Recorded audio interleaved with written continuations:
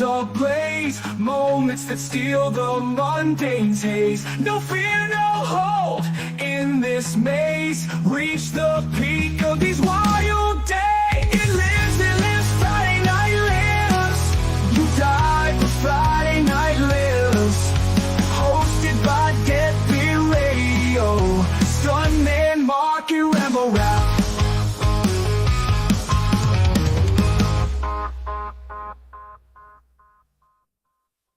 Woo! Have you heard that expression now people are using, either one of y'all, yeet guys or yeet guys or something like that?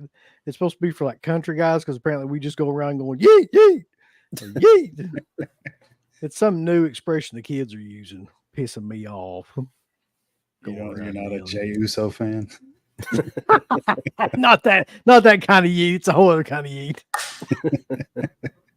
Oh, shit. But anyway, welcome everybody to Friday Night Lives. And tonight, well, first of all, we're going to take questions and just bullshit around for a little while.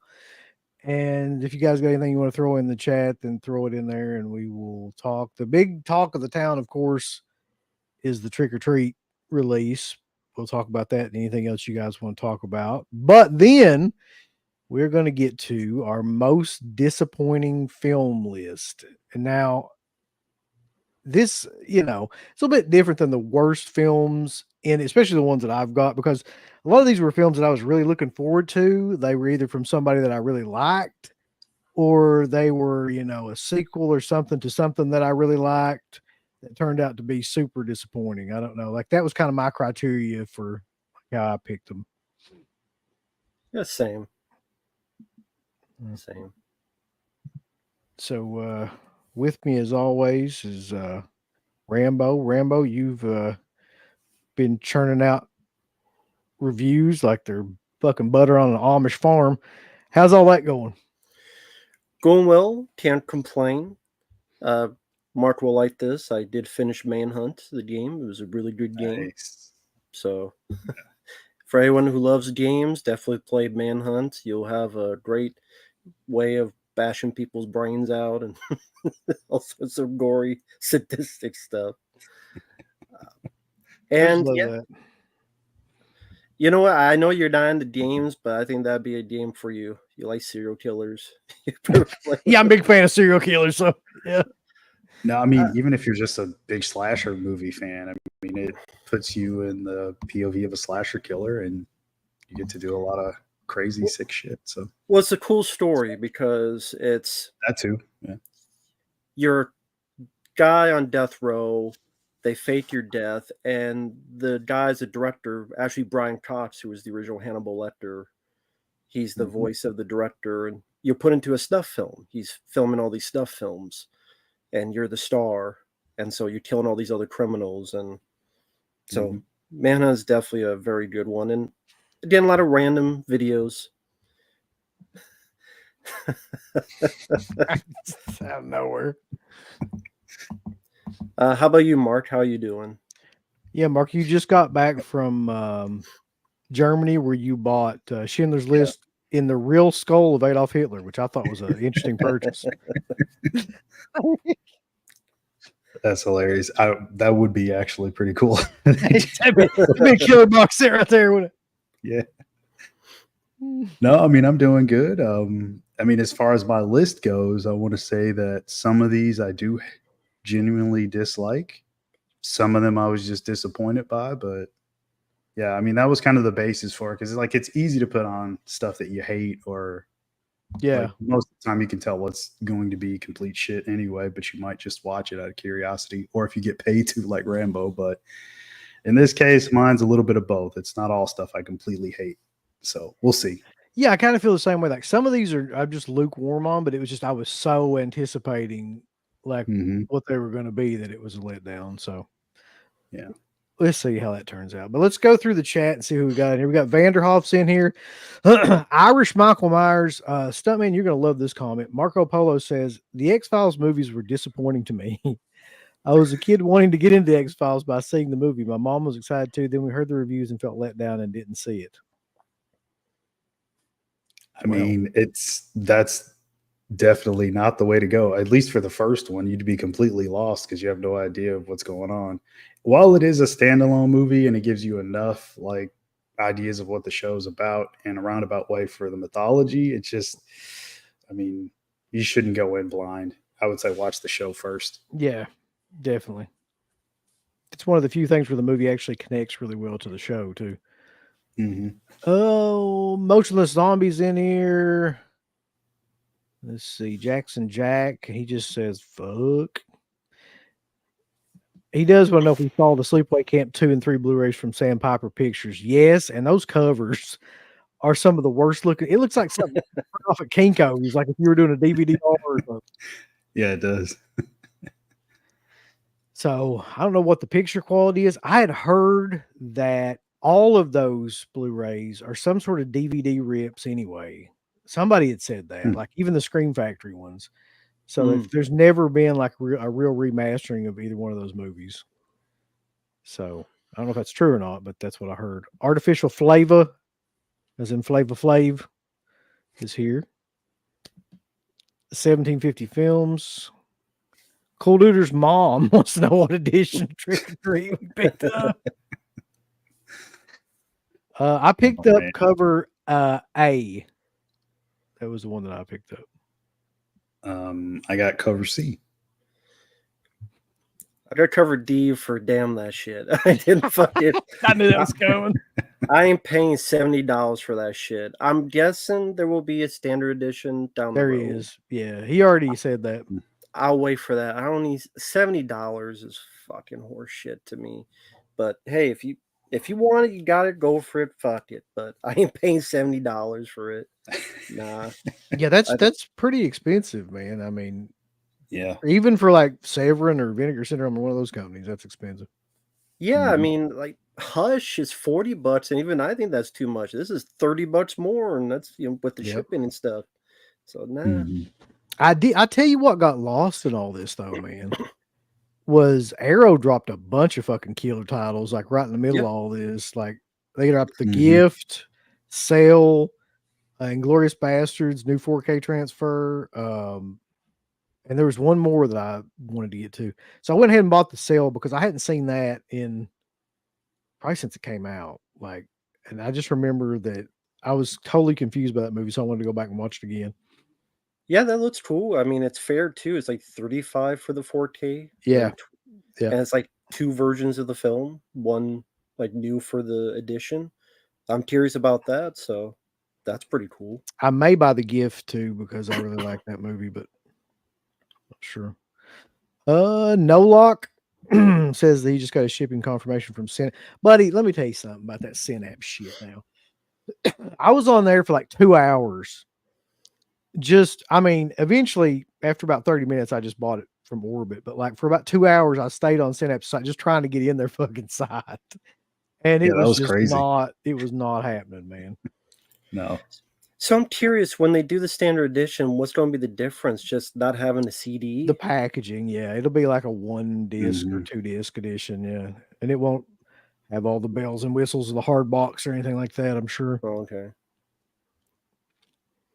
I'll live. Yeah, it'll be fine. Dylan, what are you doing, man? It's good to have you in here as usual. Bobby, good to have you. Dylan, you son of a bitch. I got you pushing too many pencils. Hold on, guys. I won't be able to hear you for a minute. These earbuds are driving me crazy. Okay. That's okay. We'll talk shit about you. Yeah, we're going to talk shit right now. Buddy Mark ain't where the fuck. It's good. They can't hear us. Scratch is in here. Magic Hands. Did you order from Synapse itself, or did you use the Orbit or Diabolic? No, I just ordered from Orbit because, like I said, like I got tired of waiting on Synapse to put anything or for that website to work. So, Cool. Dino Laurentis is in here. Hey, Dino. Holiday Styles. I think I made it. Eli Ross Attorney's in here. Eli would never let that happen.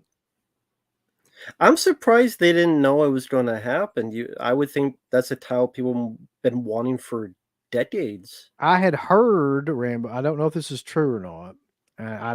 This is what I heard through the grapevine, that somebody hacked that site. Like, I don't know if maybe they knew it was going to be a big release. They were trying to get people's credit card information or something, like, and they tried to like hack the site, and that's why it was down for a long period of time. Yeah, Jesus.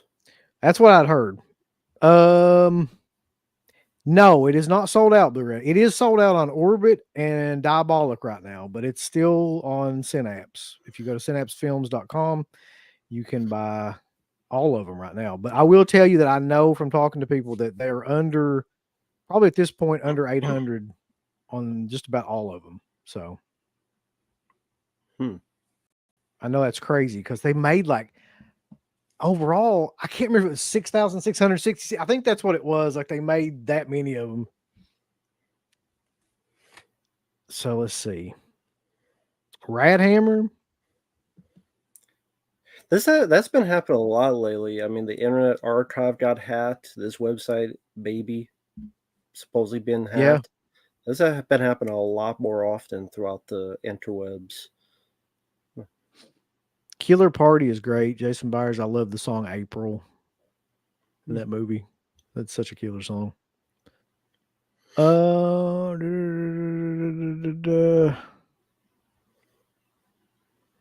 there's a lot of people in here right now. We're going through them here. This is a new one. Brenaire, pre-ordered from Synapse about an hour ago. Site works fine now. Yeah, that's what I heard. The site is back up and operational now.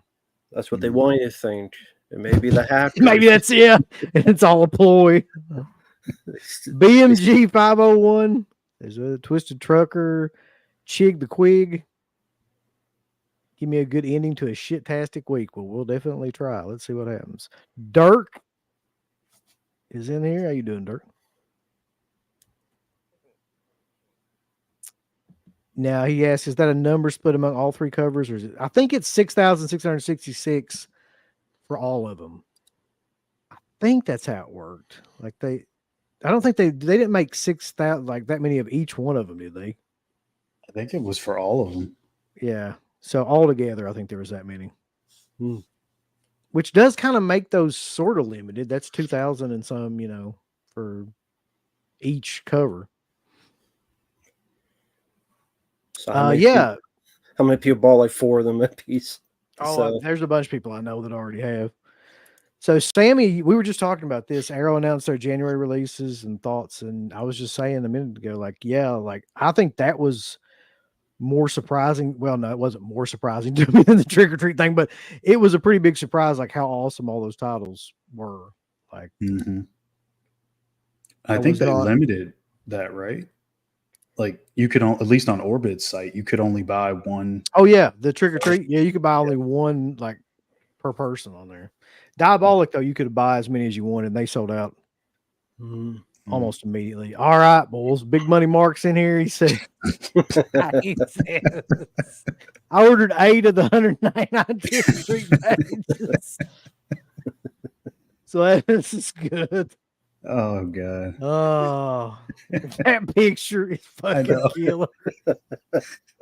The best part's like the little money. Yeah, dollar like a picture of money. Oh yeah. So Josh Boyd said, yeah, they made 2,222 copies of each of the 3 cases. Yep. A lot of people are going with C. It looks like C or A. There's not many love for B for some reason. I don't mind any of them that much. Mayor says his money is going to Arrow. The mayor's got like a huge issue with Trick or Treat that he keeps talking about. I don't know what his deal is. I think he may have been fondled while he was watching Trick or Treat. I'm not sure. Like he was diddled. He thinks it's overrated. Yeah. Something happened. I mean, I like the movie quite a bit. I just don't think it's $70. Maybe it's just me. These prices get just more and more ridiculous. I know they're limited. Is there anything you would pay 70 for? I know you bought the movies. Did you say a blowjob? Did you say? I don't even know if I'd pay that much. It better be pretty good. I mean, that's killer. Well, I think like The Hitcher was worth that stuff with the book and all the other stuff. Yeah, I But know you got the Super Mario Brothers thing. That was 100. So well, yeah, Yeah. because I had like a that was a ton lot of of stuff stuff, with though. it. Yeah. But even that was expensive. It's. Do you think there's going to be a time where it's going to hit some kind of, not roof, but some kind of past the point of no return that you can't come back from it? No, I used to think that about conventions, and now it's like those son of a bitches keep going up every year, and people keep going to them. Like there's more people going to them now than ever. So I think they Yeah. could raise it to $100, and people will still gonna buy it. Yeah. I mean, I think like what's going to happen is that the more extravagant this stuff gets, I mean, the more money people are going to shell out for it. And especially if they keep the limited edition moniker on there, watch it's, I mean, look at the Terrifier thing that hasn't sold out yet. And I know there's only a decent sized fan base. Not everybody's into that, but that's probably going to sell out pretty soon. I saw that go up, and I'm seeing a lot of people like, hey, I got the Terrifier thing. So, and that costs a lot, but that is 3 movies. So it's a little That's different. true.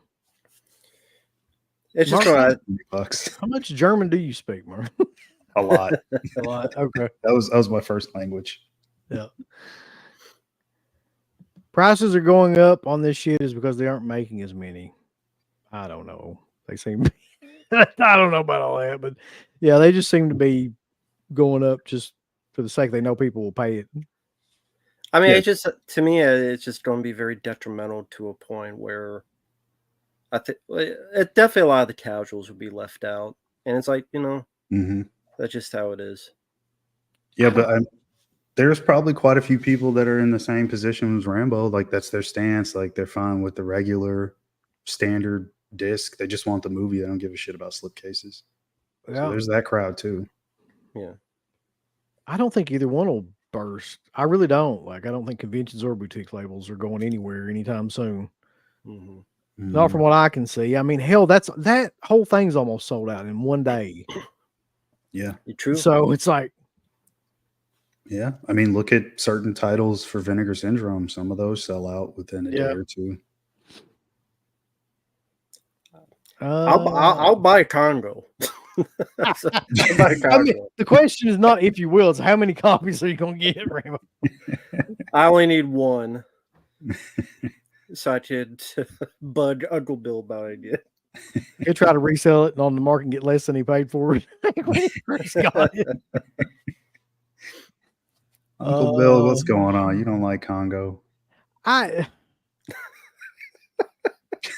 won't say my sesame cake. I won't say I don't like it. I just think it's not very good. No. Yeah, Trick or Treat does include a bunch of shit like that. That's cool. Yeah, that's true.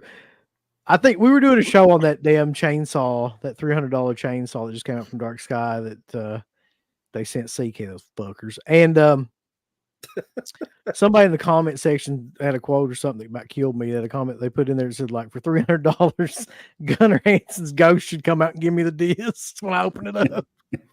Like, yeah. What was it that it was light activated? Yeah, it has a little like sensor on it, like when you open it up, and you have to be really in like some bright light too. And when you open it, if it hits that just the right way, like if the moonlight hits it on a Saturday night and a full moon harvest, like it will make a little like chainsaw noise. But it reminded me a lot of that Kathy's Curse shit, where it's like stuff like that just doesn't work. Yeah. Why don't you just have a button to push? That's what I was thinking. Yeah. They just, I don't know, it's probably cheaper. It looked like the magnet, like he just moved a little bit and it flopped open. It wouldn't stay with that magnet. It's not a strong magnet and it only makes noise when you open it. Yep. That's so stupid.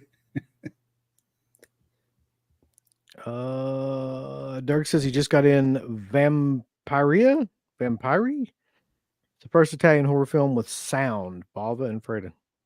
Nice. Cool. Good stuff. Oh God, Alien Romulus is. I knew it would get a sequel. It made a damn fortune. Mm-hmm. Yeah, there's going to be 2 more Predator films, a Romulus sequel, and an AVP film, because Romulus made all the money. Yep. So it'll milk it even more. Yay. I look forward to that shit, yeah.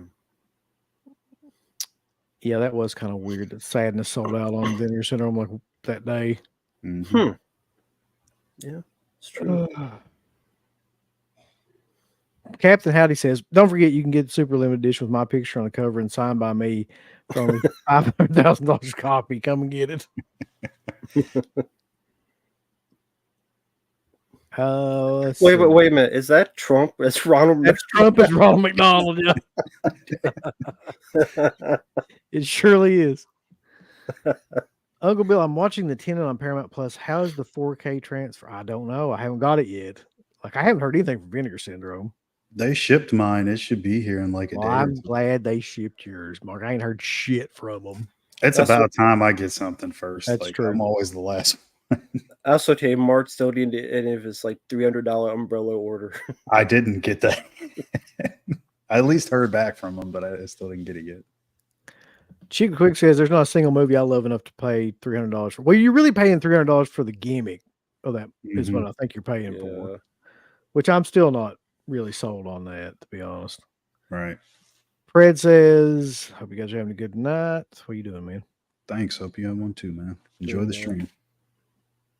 All right. Well, so we're caught up, I think. Well, no, we're not. People keep popping in here like, can't find any good horror films. Watching Bloodsport on Pluto TV. Well, you can always get the new edition of Kung Fu Rascals. That's an interesting film, to say the least. I don't remember hating that film, but I don't remember loving it. But okay, so here's the gimmick. And I didn't know this, man. I thought this was an old movie, but it's not. It was made in 1992 on Super 8, and it's made to look like it's from like the 60s or 70s. But it does have some killer like makeup effects and like creature designs and stuff in it. It's a comedy. It's not very funny, but like, I mean, overall, like it's got a cool idea, which they were trying to recreate that time period, you know, of those kind of like Asian films, but the Hong Kong style of films. But it's a weird for 92, man. That's a weird fucking movie to put out at that time. Mm-hmm. And then of course, Anal Rascals, which that's a whole other. Does anybody, I'll get to this question 1 second too, Dirk. Does anybody have this, the Elm Street 4K? Did you get that, Mark? I did. Did you watch it yet? I did, and they fucking killed it. It's good. Fantastic. Looks amazing. Sounds amazing. I was always a big fan of Charles Bernstein's score for the film, but holy shit. Whatever they did to the audio, like it's even better. I love it. One of my favorite 4Ks of the year so far. See, that just chaps my ass because I didn't get that. Well, I'm sure it's still available. Go ahead. I don't think they're going to sell out of that for some reason. They probably got 100,000 copies of that one. Oh, he should give you it since he's got that $300 chainsaw. Give you the Elm Street or something. He didn't get that in, as far as I know. Oh wow! If you're talking about CK, he didn't get that. No. Okay. Usually, the bigger, like the major studios, don't send us shit. Like, you know, your Paramounts and your, you know. How the hell did CK get sent a free $300? I have no, because it seems to me, I mean, that's a huge amount of money just to like give somebody to review. You know what I mean? Yeah. Mm-hmm. I don't know. I'd have made him like a dummy chainsaw out of cardboard. Like, here's what it kind of looks like. Like, here's what it's supposed to be. That's unfortunate, Mayor. I mean, it looked great to me. I don't know what the hell they're watching it on. Maybe they should upgrade their stuff because it looks great to me. There's always people who fucking say shit like that. Have you seen The Substance yet? Demi at 62 is still, yes, Dirk. And we talked about that on our next show, the next Dead Pit is Watching show, which I think drops tomorrow. Yep, Saturday. Yeah. And I don't want to give it away, like my thoughts on anything, because that show's coming up, but we both have seen it. Yeah. Very cool. Does Rambo have any out of print slip covers he can rip up on tonight's live? No, don't tempt him, please. He will really do that. So let's please not like. I'll put my PayPal in the thing. I challenge got it. Rad. Oh, Jesus. Don't do that. Give me $100. No. Give me my PayPal. I'll rip it. You see Mark's reaction to have a heart attack. Oh my God, please don't do that. I'm serious. Don't do that. Any takers? Oh my God. I saw the OG Elm Street in theater 2 weeks ago, and they used a new transfer. It looked really good. Decided to wait for physical now because I want the box set. Hmm. There's some interesting news about that box set that I'm not allowed to say anything about. So,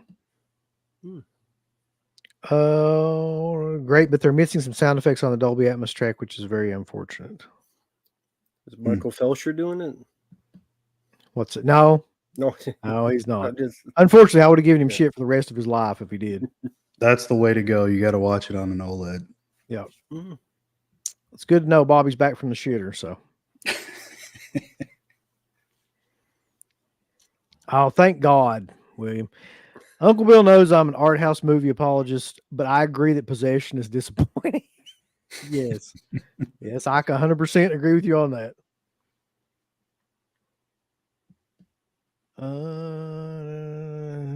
I've heard a ton of people say this.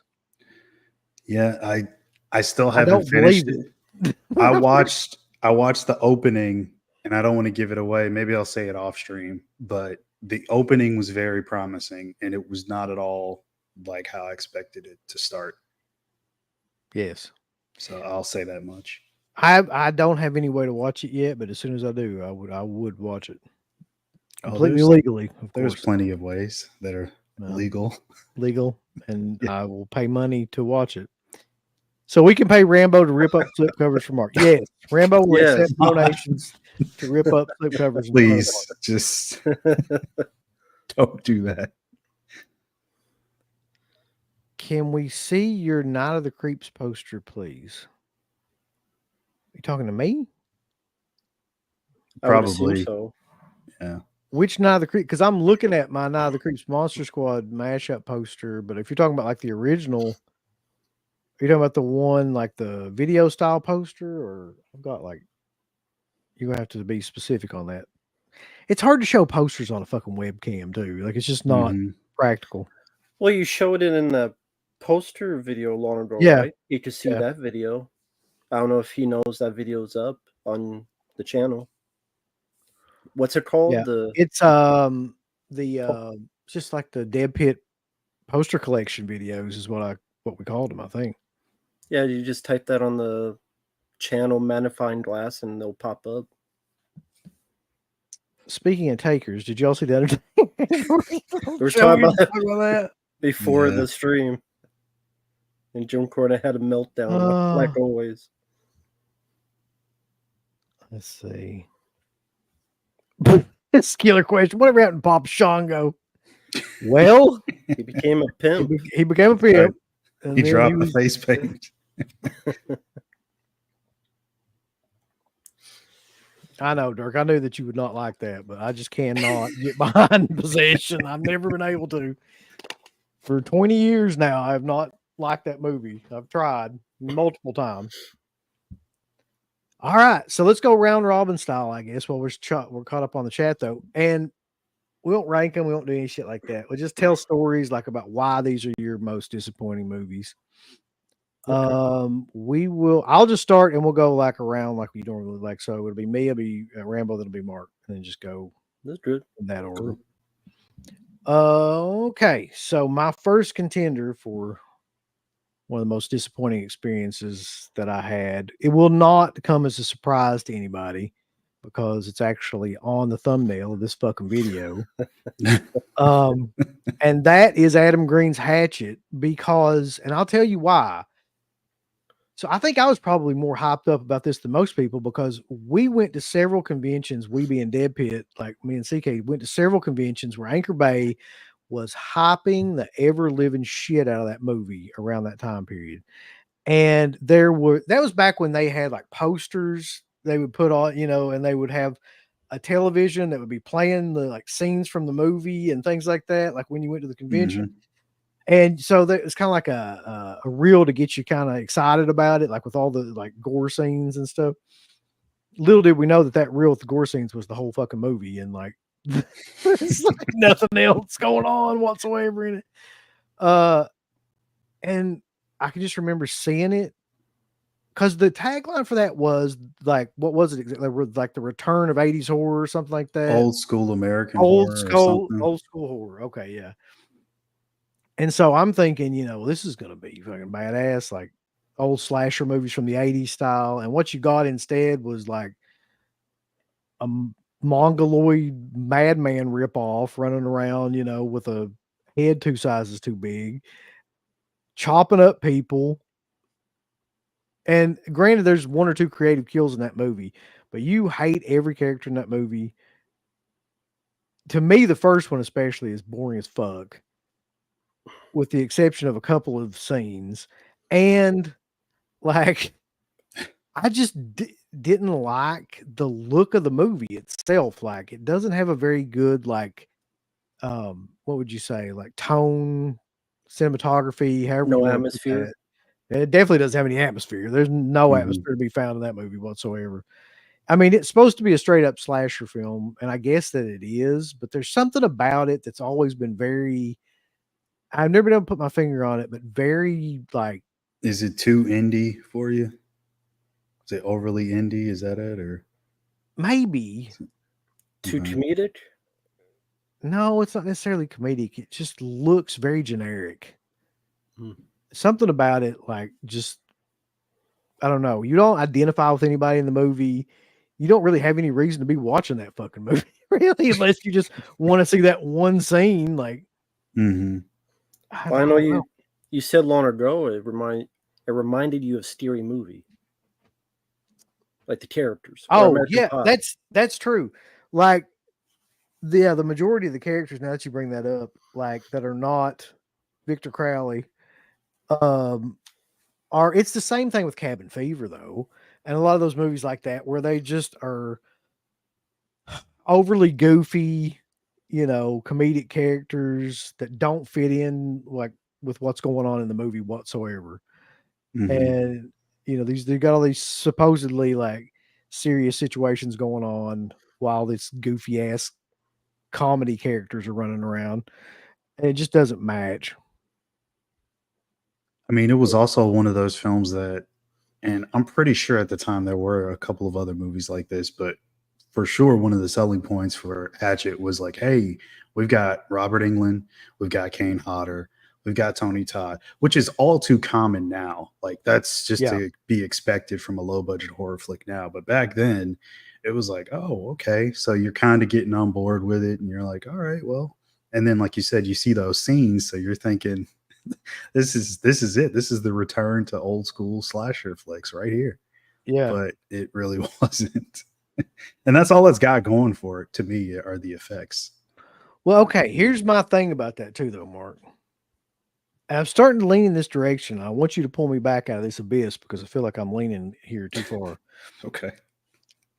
After watching Terrifier 3, man, I'm Mhm. like, I'm getting of the mindset that it's going towards that Hatchet 2-3 zone where there's really nothing in the movie other than gore scenes. And there's really Mhm. no other development Mm. of anything of the characters or anything like that. So, in other words, like I really like the second Terrifier. Like I really thought this is Mhm. going to pay off because like there's shit going on in that movie that, even though it's got some of the best and most disgusting like gore scenes ever in it, there's other stuff going on in that movie. Like a lot of symbolism and a lot of other things that are being Mhm. played with and stuff in that. I didn't see any of that in part 3. Maybe like at the very end, but very, very little of that was in part 3 to me. I saw You're just like pure fucking hatchety shit, like just gore scene after gore scene. so you're just saying that like it's just doing too much of what Hatchet failed at and not enough what it could have excelled at, which is what was in part 2. Yes, I think that the same reason a lot of people hate part 2 is why I like part 2. They're always like, it's too long and it's fucking yada yada yada. And I'm just like, but it has a story, like, and it's cohesive, and towards the end, like, it actually is like seems to be going somewhere. I didn't get that feeling from Hatchet 3 at all. I just got the feeling that everybody was just being Terrifier 3. Yeah, sorry, Terrifier 3. Hatchet 3 sucks, so just have to bring that up. Well, now that you said that, how do you feel when someone goes, a slasher film doesn't need a story? Do you feel, were there films in the 80s you liked were slasher films, but they didn't have much of a story? And if so, what is it you liked about them? But is it just you've seen it too much and there's only so much you can see? Or I think something happened. If you look back at like the 80s slasher films, for example, even the 90s slasher films, like, they weren't overtly a lot of times gory. Like, maybe some of the Friday the 13th ones were a little bit, but there was like 1 or 2 scenes. And the reason why that works is because there's only 1 or 2 scenes. Like, you're building up to something. Like, every kill can't be fucking a 10 or none of them matter.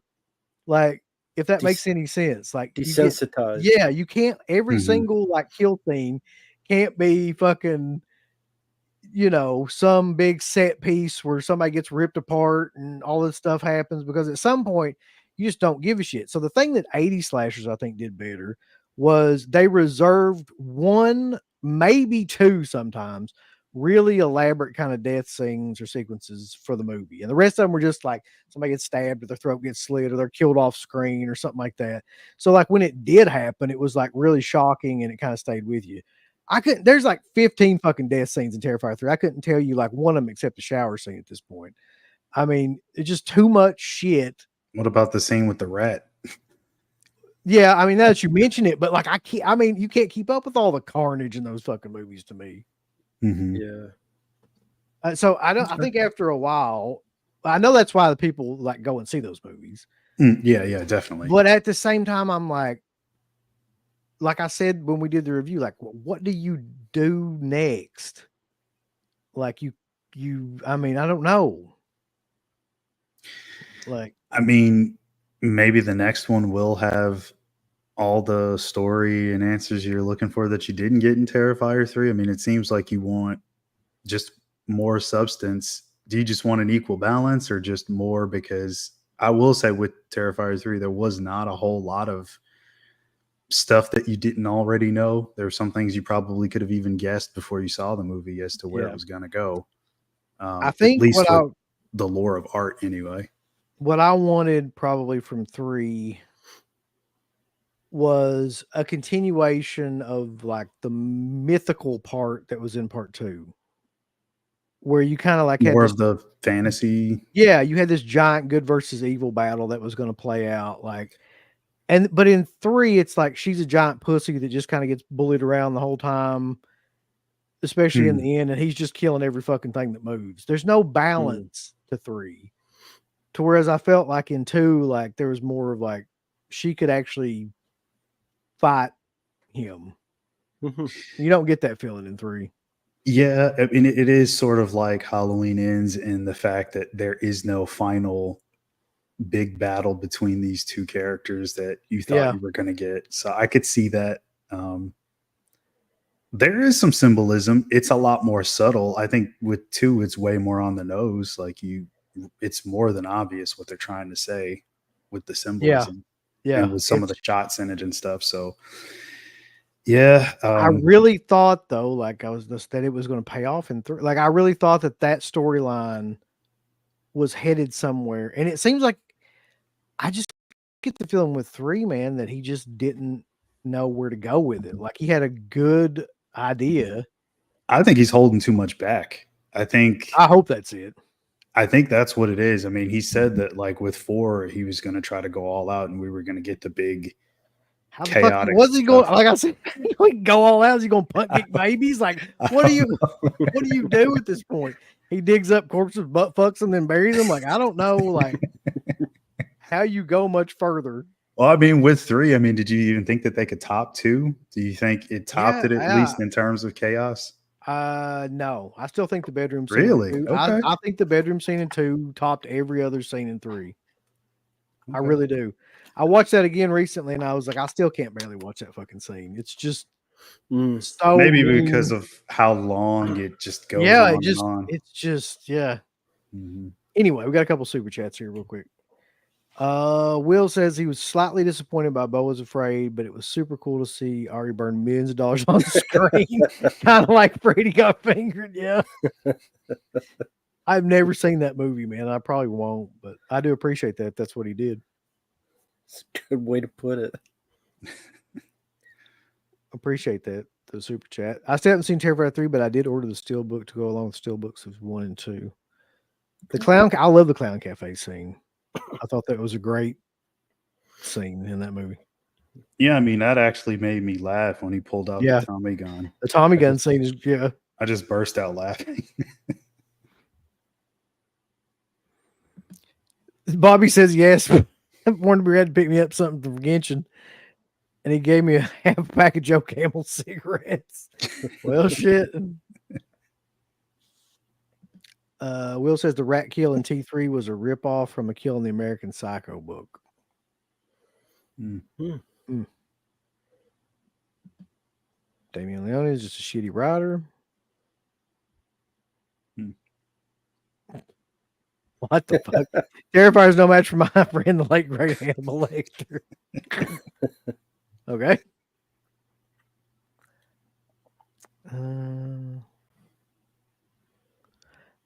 I agree with that. That doesn't match like what he's really going for. Like He could have done that in the shower scene if he wanted to, but it doesn't match that character at all. no. Really. Well, how nice of that serial killer to have morals. Uh-huh. Like I said, you can't show sexual stuff, but you can show as much violence as you want. Clearly, I mean, technically, he did grape the guy, right? In the shower scene, remember? Yeah. I guess that's true. All right, so that was mine anyway. The hatchet was mine. That shit's awful. We all know that. I'm sure there's some hatchet defenders, but I don't care anymore. All right, what you got, Rambo? Well, since we're not ranking them, I'll just pick I'm sure Hatch is at the top of your list. I'll put near the top of my list Alien 3. Oh, film yeah. I talked about quite a bit.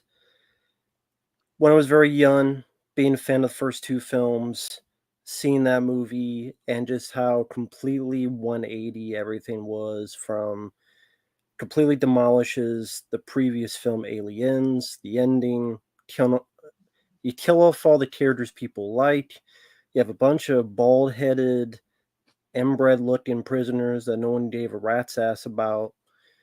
And who gives a shit about anybody in the movie? They're all a bunch of rapists and murderers, and I'm supposed to care if they get picked up one by one.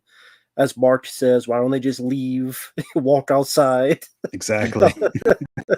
Like, the K is too windy, I guess. And the effects on the xenomorph of I don't know what you call that technique. It's not CG. It was before that. It was the wide shots where it looked like animated wire. I don't know what the hell it was. Poorly done. Plenty of plot holes. And it has merits. There's a good score. But it just completely killed the franchise. It's never been up to snuff since then. And they just decided to make a bleak, underwritten, horrible sequel that for some reason they thought would be a blockbuster, because they thought, hey, the previous films is action, romp, crowd pleaser. Let's make a funeral of a movie for your next one. And the crowds will come in, and they've spent a lot of money off that. And I don't know what they were thinking. I don't know what their frame of reference, their mindset was. I guess they thought the title would just bring all sorts of dollars to the bank, and it didn't. And it's a giant bummer of a movie, for sure. Like the whole thing. And, well, Rat Hammer, why should we care about the prisoners? There's no reason. There's some good actors. Charles Dutton is a good actor. Charles Dance is a good actor. but I have no reason to care about those characters. It doesn't give me much reasons to do so. And with all the studio interference, all the plot holes that are incorporated because of it, how many aliens were there? When you looked at the one cut, it looks like one face hugger hit two at the same time. Stuff that was deleted, stuff that was rewritten. It ends with a whole maze of bald prisoners with barcodes running around. You can't tell who's who, and you don't care. And that's a very detriment compared to the very good haunted house in space type of feeling of the first film, the action, adrenaline pumping excursion of the second film. So the third film, what did it bring to the table other than being bleak? But that's all I had in his pocket. And it wasn't that well written. Yeah, go ahead. It's just a movie that absolutely like put the brakes on the whole franchise. Like they're riding the wave of Aliens, which is like one of the most fast-paced, epic kind of action films that's ever been made. And they come in with this just super dark, depressing, slow, glacially paced movie. It's like, what did they think? I'm still trying to figure out, like, what did they think people were going to do or react to that movie? Like, I mean, coming off that, when you watch Aliens and that's what you kind of like have in your mind is the last film that was made like that. And then the very first thing that happens, you find out like everybody except her died. Like, how did they think the audiences were going to react? I've never understood, especially in, when was that made? 92? You just didn't do shit like that in 92, man. Like that wasn't, people were not accustomed to that at that time period. That was the time of the big summer blockbusters and the Home Alones and the fucking T2s and stuff like that. Like this is not that kind of movie. Mm-hmm. And it just came off as a lesser version of the first film. One alien in one location, hunting people one by one. There wasn't enough due to it. And again, the cast of characters, other than some superficial stuff, there wasn't much there to be passionate about, to care about, to be of noteworthy. Yes, this is a great conclusion, or this is a great expansion of the xenomorph or the universe or anything in between. It just, to me, such a disappointing film. Aliens is one of my favorite films. I didn't care how they just took a big middle finger to it. I don't think that was unneeded. That was ridiculous. And it bombed. It bombed horribly for them. It didn't do well in the franchise. Well, I guess Romulus made money. Hip, hip, hooray. So I guess they're back now. Mm-hmm. Yay. Back yet again. A lot of people nobody's really defending Alien 3. I'll just tell you that. Fuck Alien 3. How about that? There you go. Someone's like, yeah, wake up. I can't help it. Alien 3 puts me to sleep. It's hard to be like, I've ranted on that for a decade. It's what more can I say that I haven't said a dozen videos on my channel? We did a commentary, Mark, on the channel. I mean, this is a killer callback right here, Rambo. Charles Dance doesn't care for magical dancing Pepsi cans. I never forgave him for that. My sweet brother Numpsy. Yep. How dare they? Sad scene. The little Pepsi can gets crushed. Damn.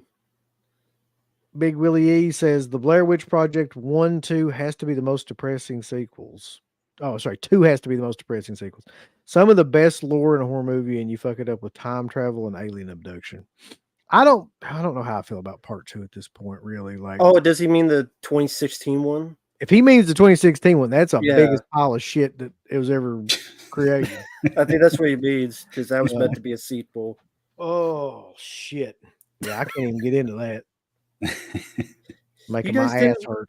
You didn't ever review that on the channel, right? On the show? No, I've never seen the damn thing all the way through because I started watching it and fucking fell asleep 57 times. I think I went into a coma. I'm not sure. Yeah, it's a fitting. reaction to that. Right. Yeah.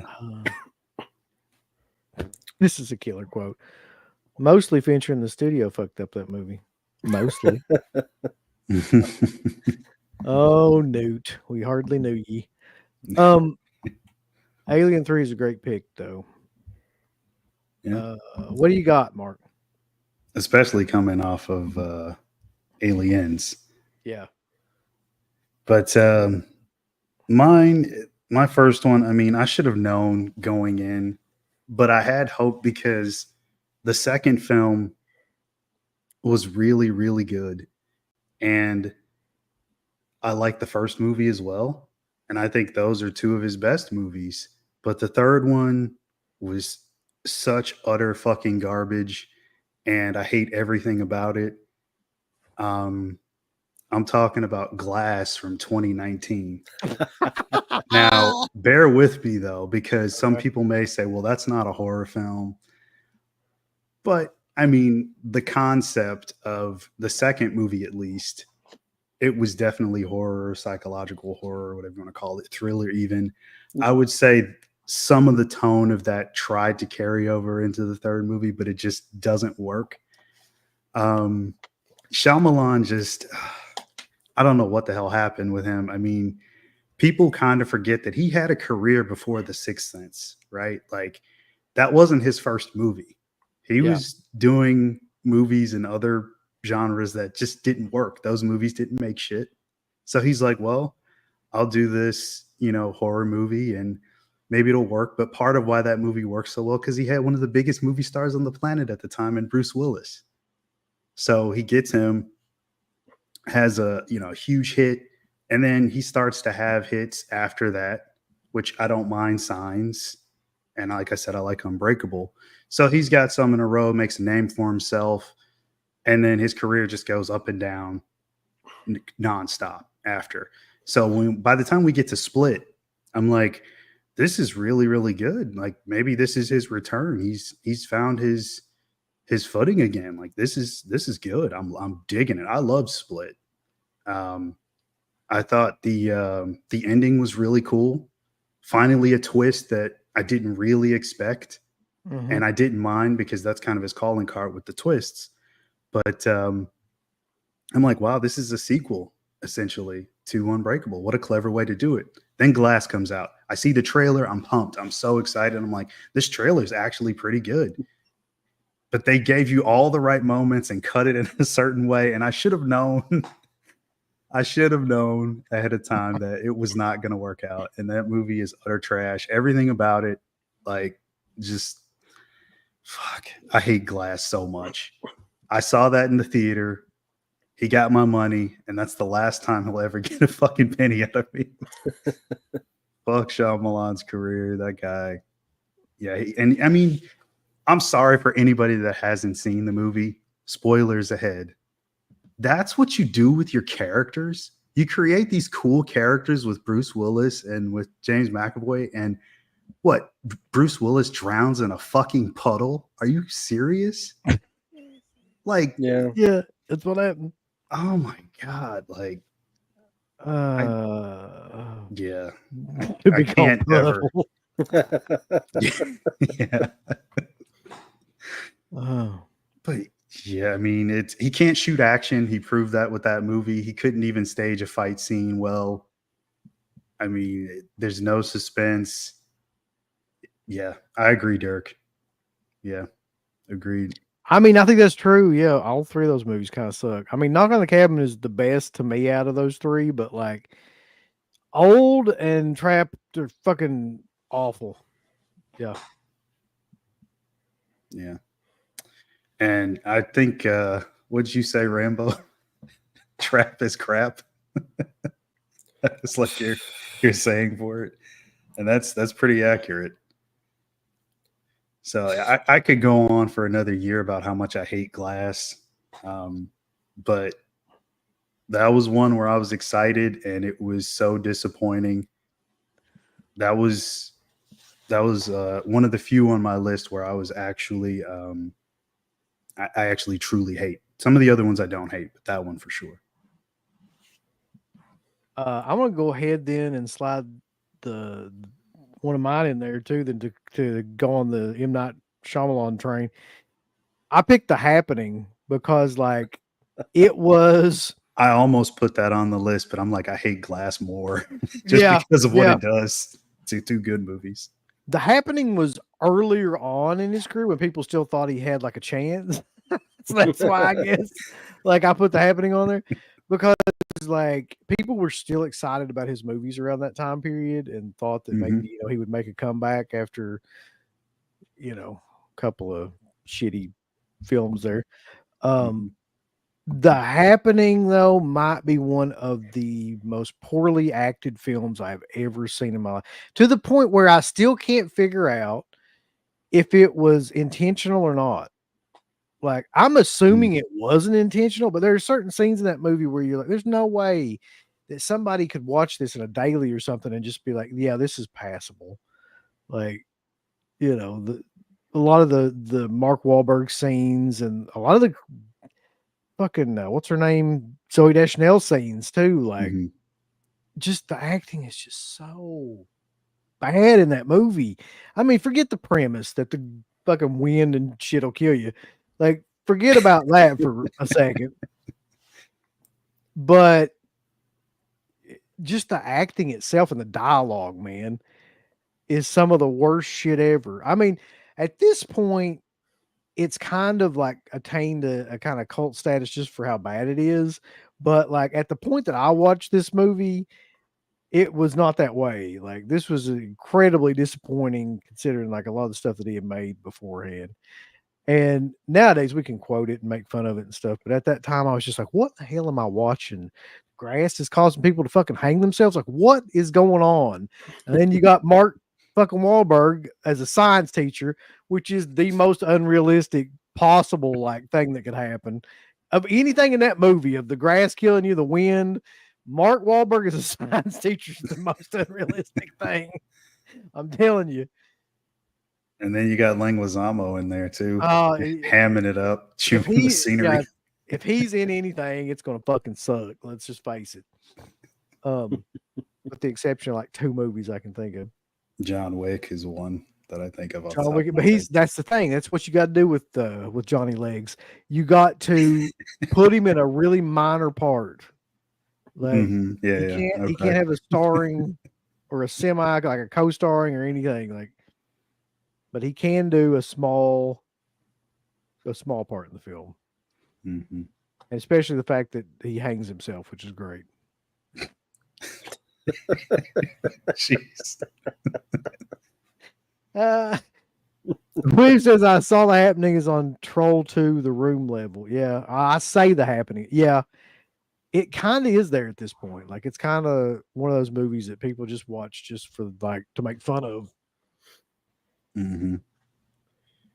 There's several scenes in that movie, man, where I was just kind of like, especially the scene where they go up to the house and people are like shooting themselves. And it's supposed to be this really pivotal, tragic scene. And like Mark Wahlberg is like, oh no. That's literally how he says it. No expression. No, he's just like, oh no. And you're like, dude, there's people shooting themselves in their head all around you. And like, that's what I just don't understand. I don't understand the choices that he made in that movie at all. And of course, my favorite line, I'll never let this go. It will never die in my heart. Is come on, guys, take an interest in science. Oh God. But yeah. Horrible film.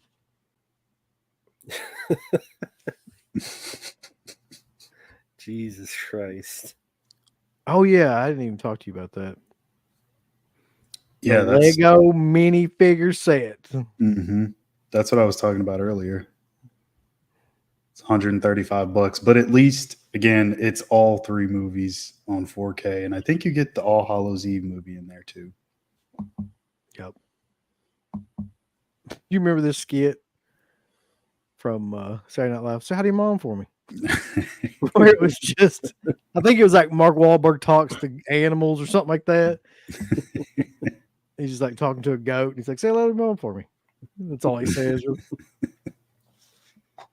Okay. Anyway, go ahead. Well, The Happening is definitely garbage. The second one I picked is, I was really looking forward to this because I do like the first one, and I love the TV show. But it's X-Files. I want to believe this movie's good, but it sucks dick. It just truly sucked dick. Because I liked the 1998 first film. Mm-hmm. And now you could do any idea, any standalone idea for a story, Monster of the Week story, and this is what you pick? Like this priest who loves to touch kids and head transplants? Like, that's the best you got for a full-length feature film. It will be the last X-Files film. Fucking head transplants? Like, that's what you did? Remember when Mark made us all watch that? It was miserable. Wait, I remember. I didn't make you guys watch it. Did It you was like the part of movie? a series of shows that we were doing. Mark. We really didn't want to. You got defending him, Mark. We had to finish it though. We had to finish it out. You're defending it, right, Mark? I wouldn't say I was defending it. It's not great. I will admit that. Yeah, I'm not going to defend it here. That's for sure. And it was so boring, horribly boring. And it could have been elements of Silence of the Lambs. It could have been elements of the show I watched. I got right here, True Detective, season 1. There's so many stories. There's so many. Oh God, I love this chat. But it just, that is such a disappointing film with all the ideas you can incorporate. There's so many episodes that you could have made a sequel to, whether it be Home. Like, if you did a sequel to Home and you maybe reference at the beginning, but you make it a Chainsaw Massacre type of dark horror film, that would have been a better feature-length movie. Sequel to The Host would have been better. Even Ice, like so many sequel episodes you could have made into a movie. I bet people in the chat, people that could have thought of 100 better ideas. And that's like one of the worst, most boring, most inconsequential ideas and stories. I just remember like us all sitting there trying to make something out of that and just being bored to fucking tears. Like, just trying to make some sort of commentary out of it. It's just nothing to do with, like, there's no meat on the bone of that movie whatsoever to do anything with. Instead, it's like, let's make a George W. Bush joke. Look at the picture, or they're on a fucking boat going through the water. Yep.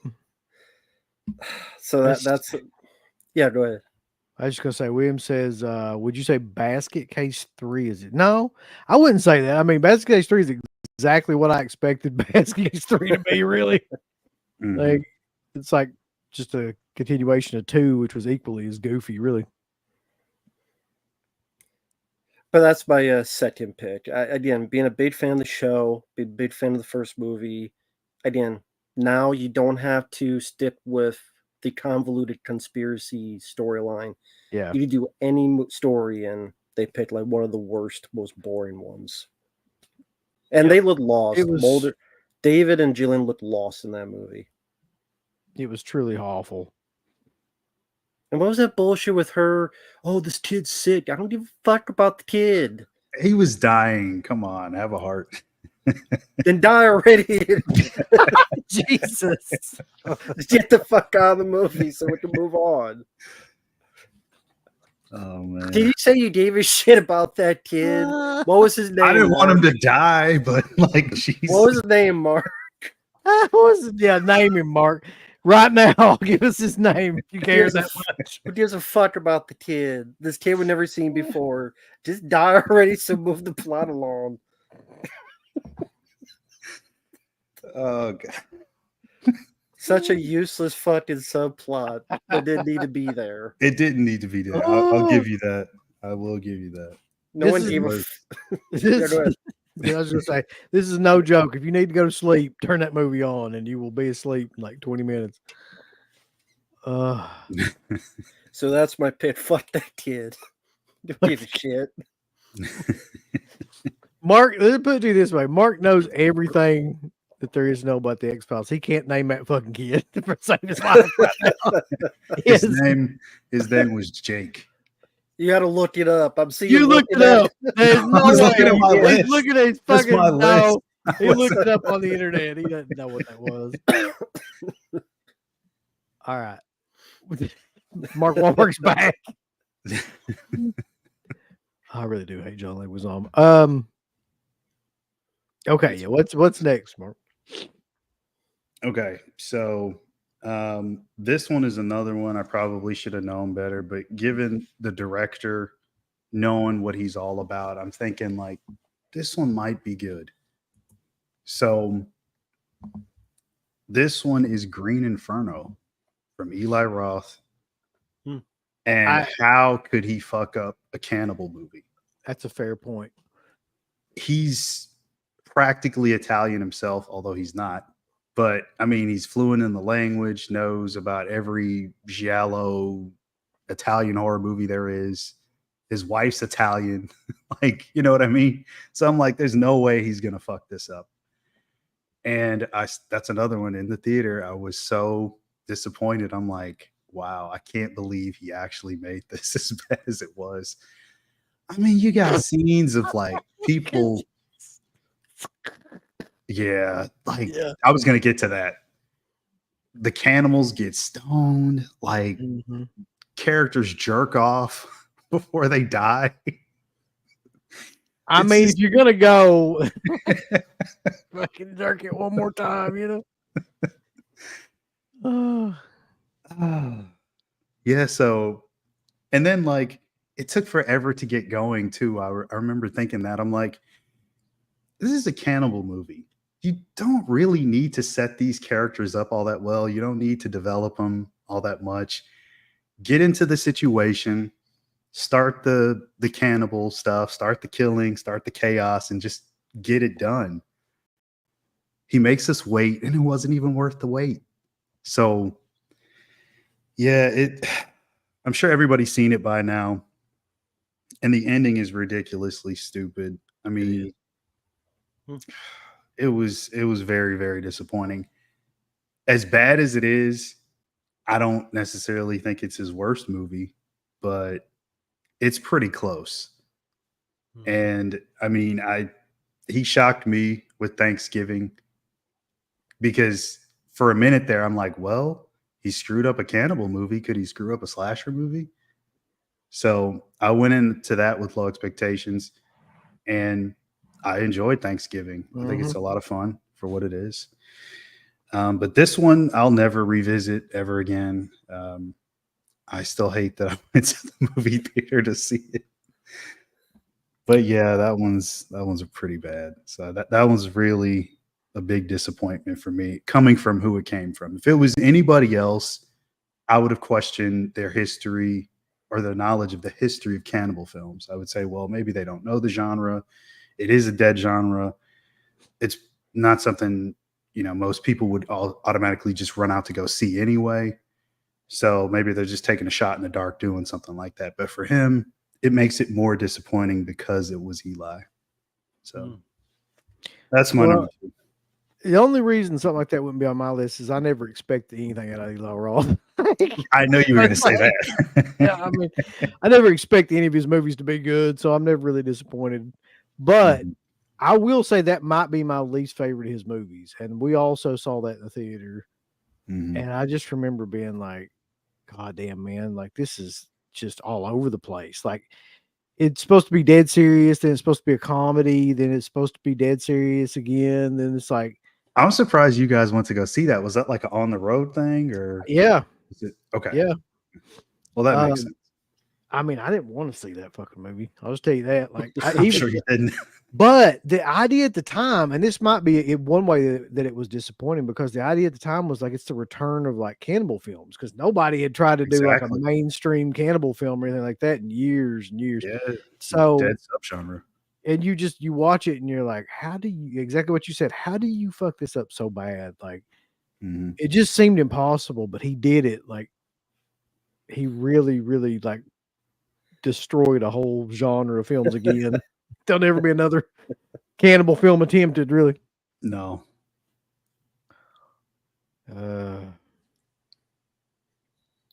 He made it dead again. He killed it again. He tried to revive it, just killed it again. This is Green Inferno, maybe, that we're talking about, unfortunately. A new girl from China and causing some friends brought her to see Green Inferno. She never spoke to any of them. I could see that. He was trying to tap into a schlock type film, but failed. Yeah, he did not know what he wanted to do with that film. I've said that since the minute I saw that movie. He should have just went all out with it. Like, why not just go all out and go crazy? Like, Yep. You don't need any comedy. You don't need any of that. You don't need to balance it out. It's a cannibal film. Just keep it in that subgenre and just go with it. He thought he did, though. And who's to question Eli? He's a genius. Genius among mere mortals. He'll be the first one to tell you that, too.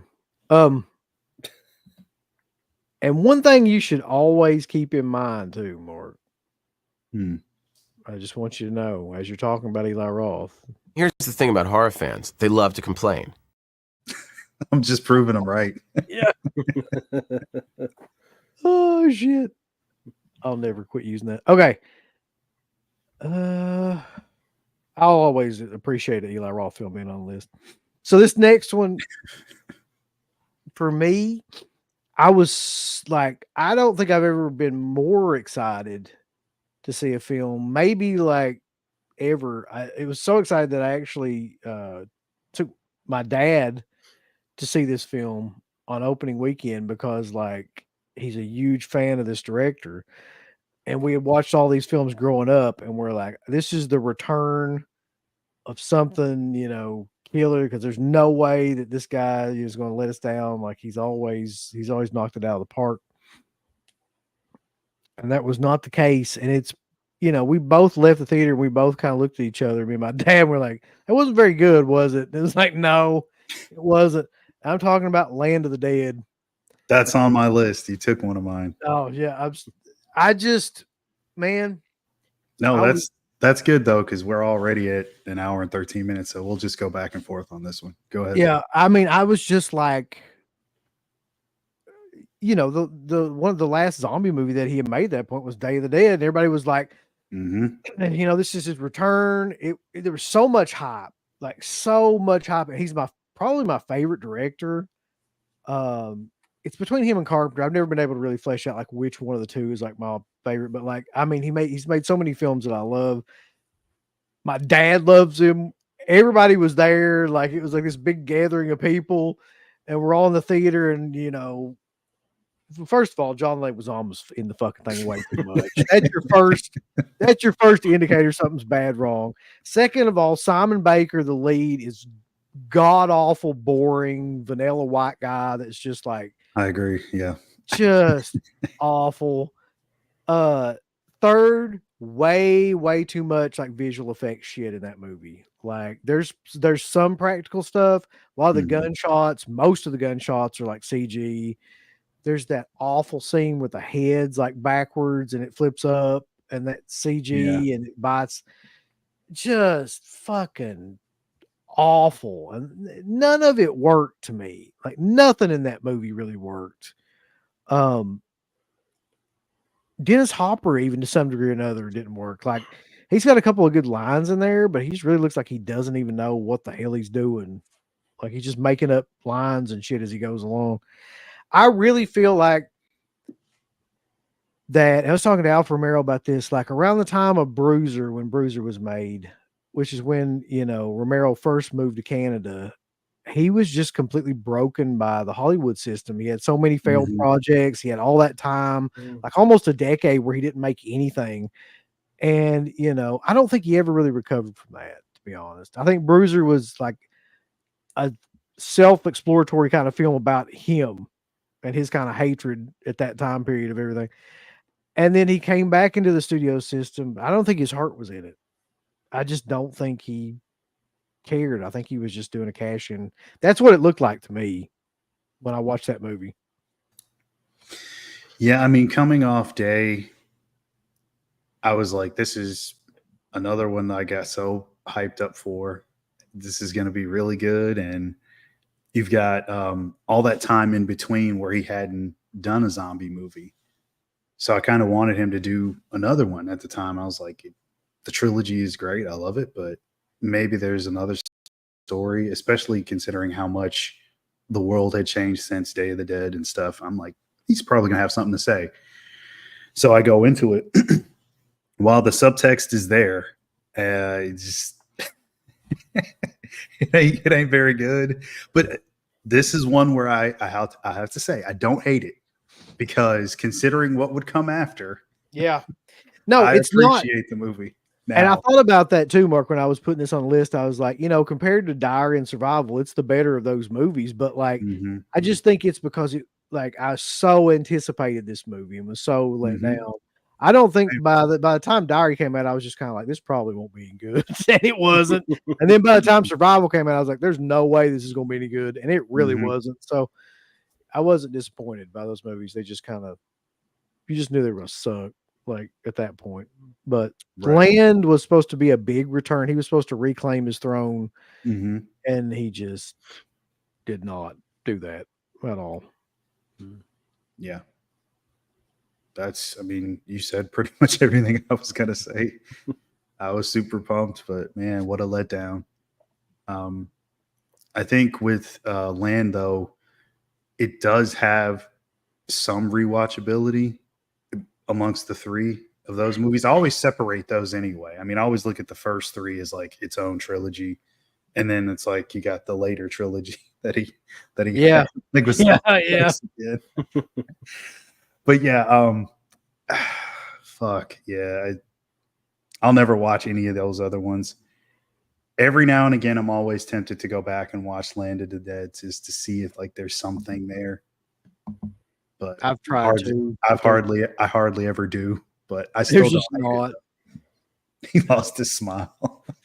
Yeah. I'm sure he did after the movie bombed. That's for sure. Williams got a super chat, says, I hate Eli Roth. He is the most disappointing actor alive right now. Wow. I agree. He disappointed me for not like wanting to do a fucking interview and being a twat bag. Yeah, I should have asked him when I met him if he'd do the DEADPIT show. Yeah, how do your mother for me? That's the thing. Like, I wish I had one of those promo cards. I would have totally been like, hey, like, you remember these guys? Check this out. But I mean, again, he's super nice, fun to talk to, knows a lot about the genre. But Justin Smith said, you see George all the time in Toronto. He was supposed to get Resident Evil. He was pissed about that until he died, I think. There's a lot of stuff he was supposed to get. He's supposed to get Pet Sematary. He's supposed to get Resident Evil. He was supposed to get like there's a shit ton of movies he was supposed to direct. He didn't get anything. that was another one I had on the list as an honorable mention. Resident Evil. I did too. I swear to God, I had to. Then I was like, did I really expect something about a video game like movie? No, probably not. Well, I mean, it's like it's already there. That's what I always hate about stuff like that. Like, they do these adaptations and it's not really an adaptation. They're like, well, it's a good enough concept for us to make a movie on it. So fuck the original material that already exists. We're going to do our own thing. And then they always make it shittier. So that's my big issue with Resident Evil. Except for House of the Dead. We all know that was yeah. classic. Is it really? Yeah. He's the most disappointing director alive. Uwe Boll. Yeah, I don't even really consider him a director. I'm not sure what he was doing, but directing was not it. Be careful, UB. He's going to want to get you in the boxing ring. Get me in the ring, yeah.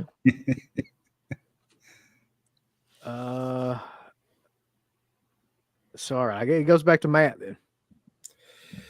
Well, this is another one that I thought would be an easy home run. How wrong I was, because this director's known for action. he already done one of these type of films, only with a better writer, which was, I thought, surprisingly good. And this is, speaking of zombie films, Army of the Dead. Mm. Yeah, you're right. you're right. And I'm like, okay, it's going to be a dumb, fun, blow 'em up, action-packed Batista, who's a good actor, can be a good actor, shooting zombies, big old action-packed heist in Vegas. Mm-hmm. It just dropped the ball big time.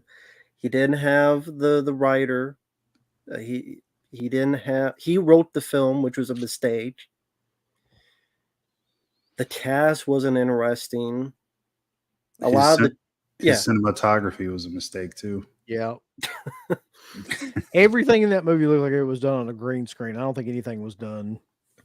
You mentioned like that actor they replaced with the girl, the lady. Chris D'Elia, they replaced him with Tignataro, yeah, because like he got in trouble, all that shit that he said and whatnot. And you can clearly tell that too. Like it's not even like they didn't really go out of their way, I mean, to make it even look like she's a part of that film. Like you can tell everything she was doing, she was just doing by herself.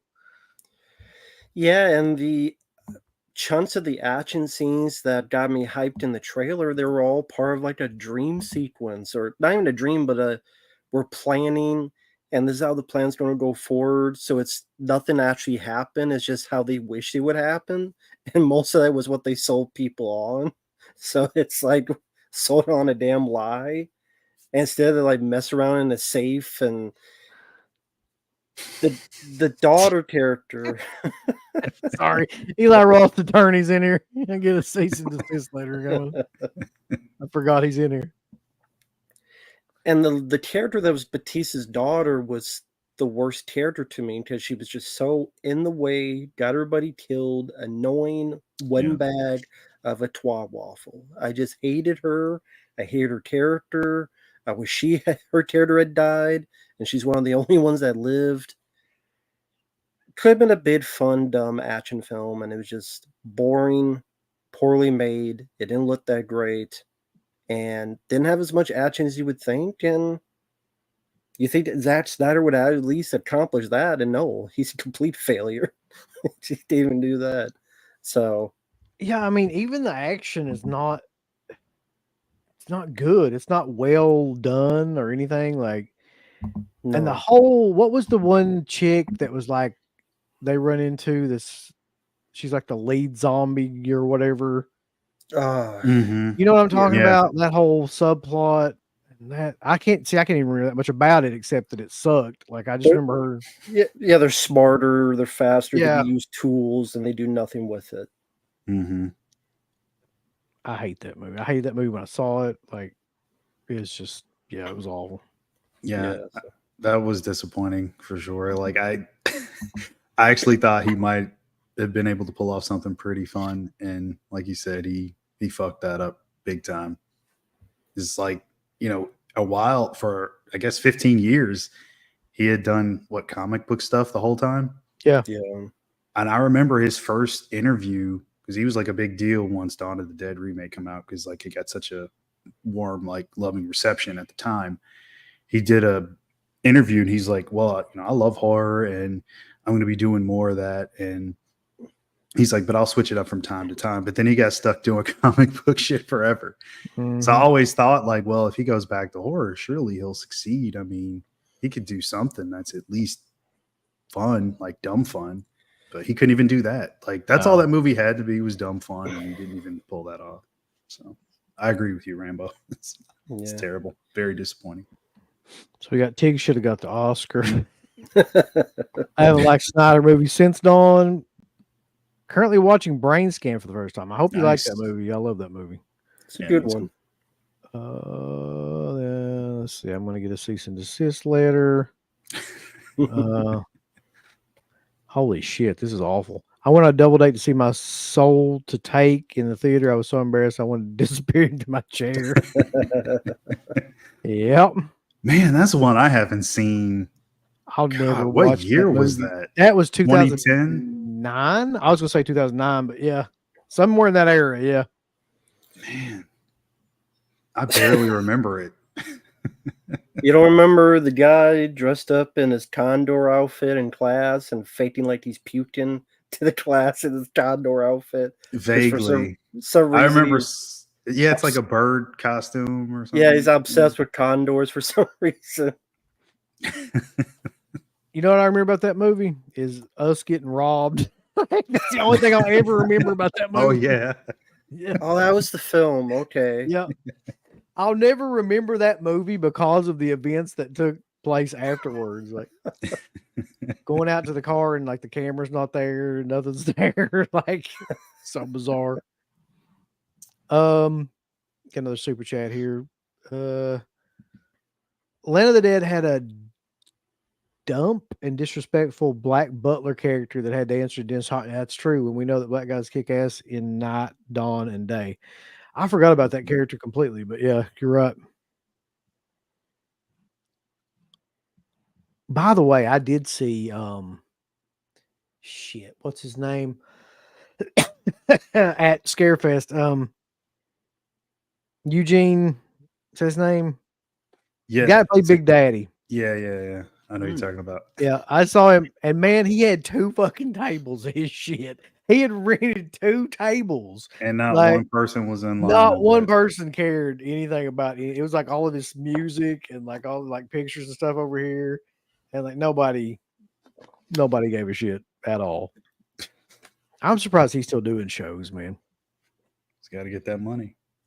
They'd be like, "Who are you?" Yeah. I hope not. Probably though. Well, didn't they do, what is it, Army of Thieves or something like that?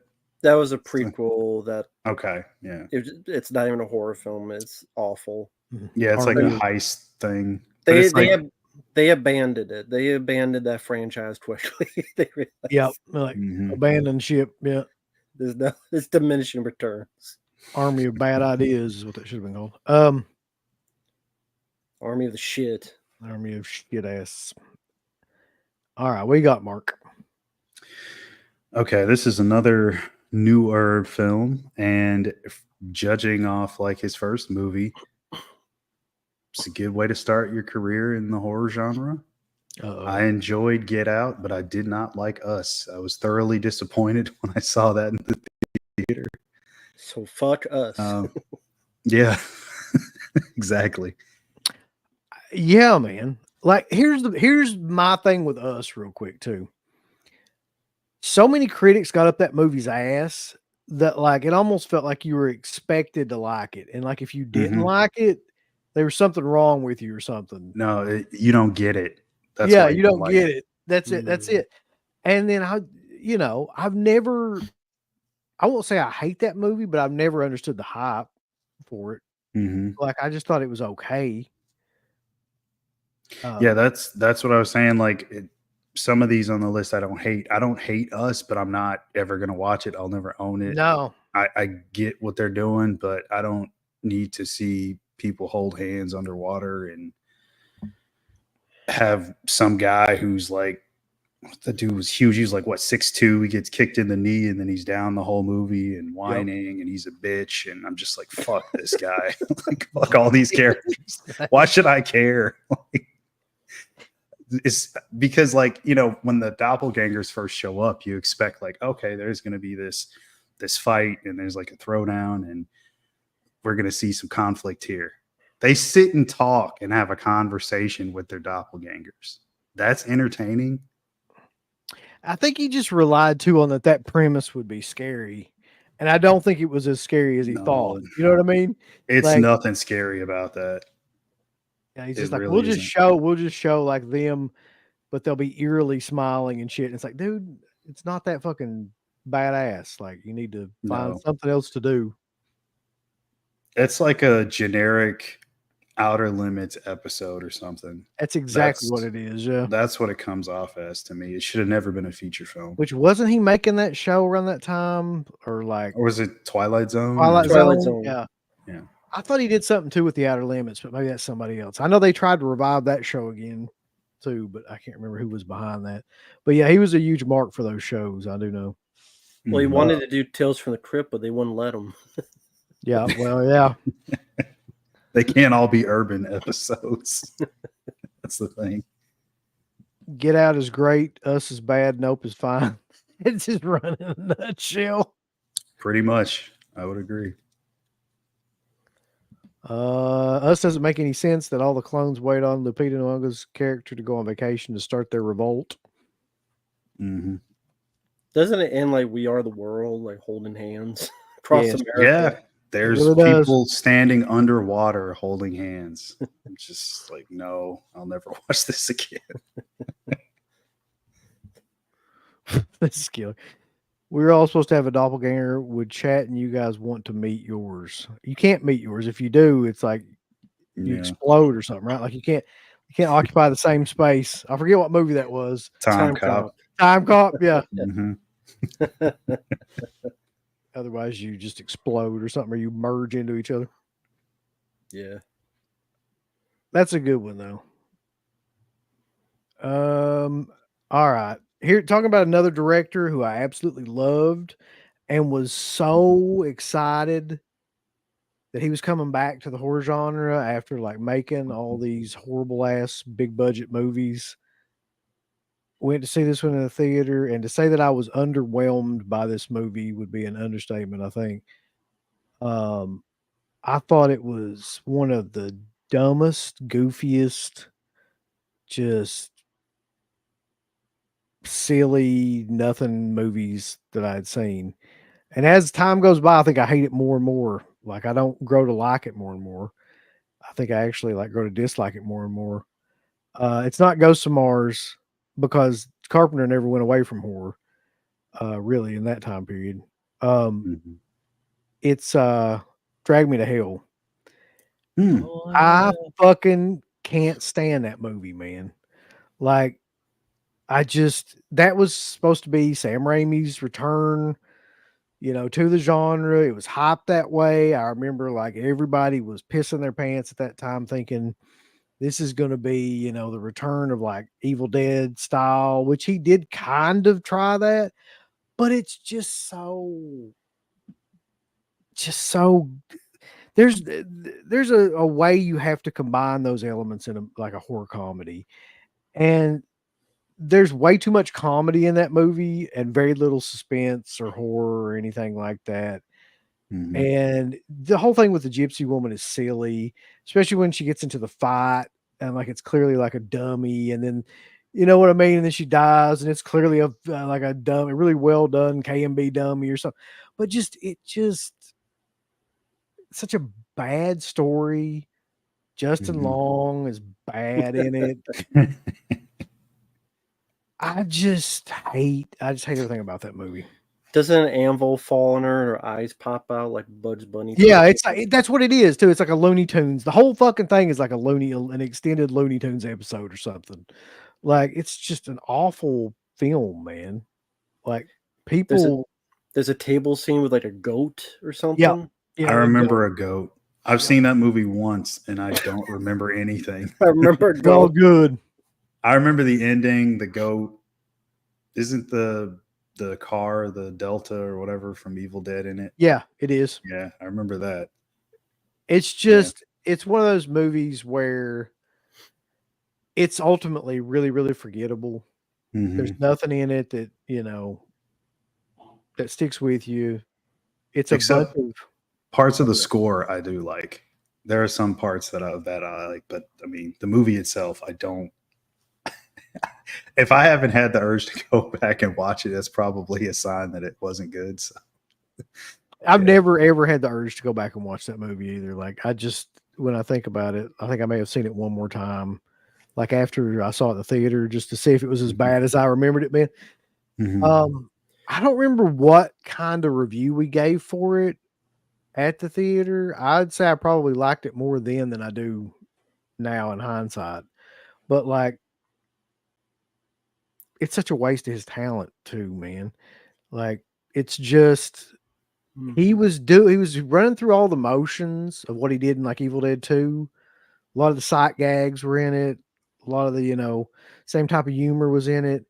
But it was it's really a soulless kind of movie. Like it just feels like he's just going through that, trying to make it more kind of mainstream and Mhm. acceptable for audiences. It just turns into nothing.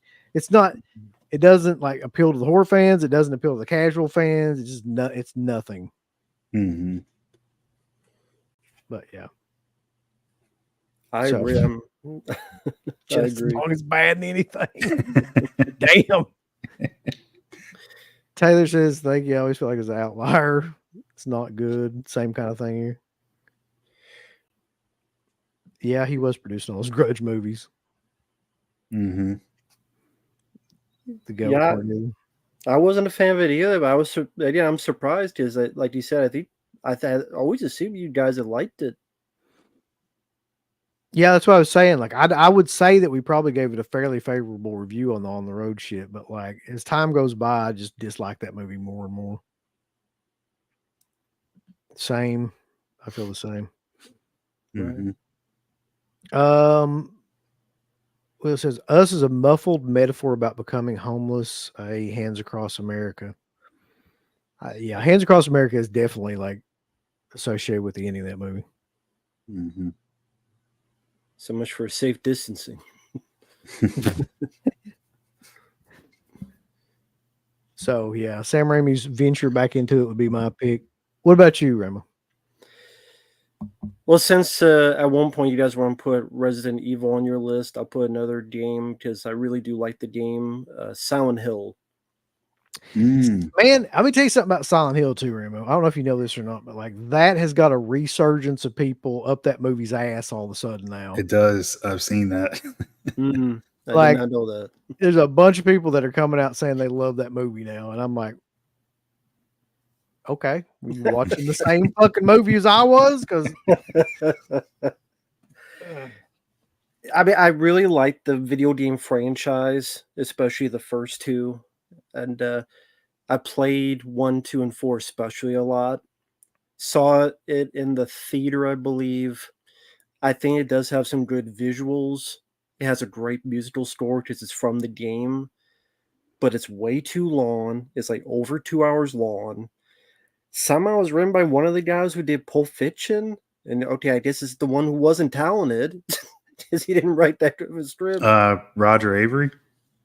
Yeah, I mean, at least on that movie, that was a terrible script.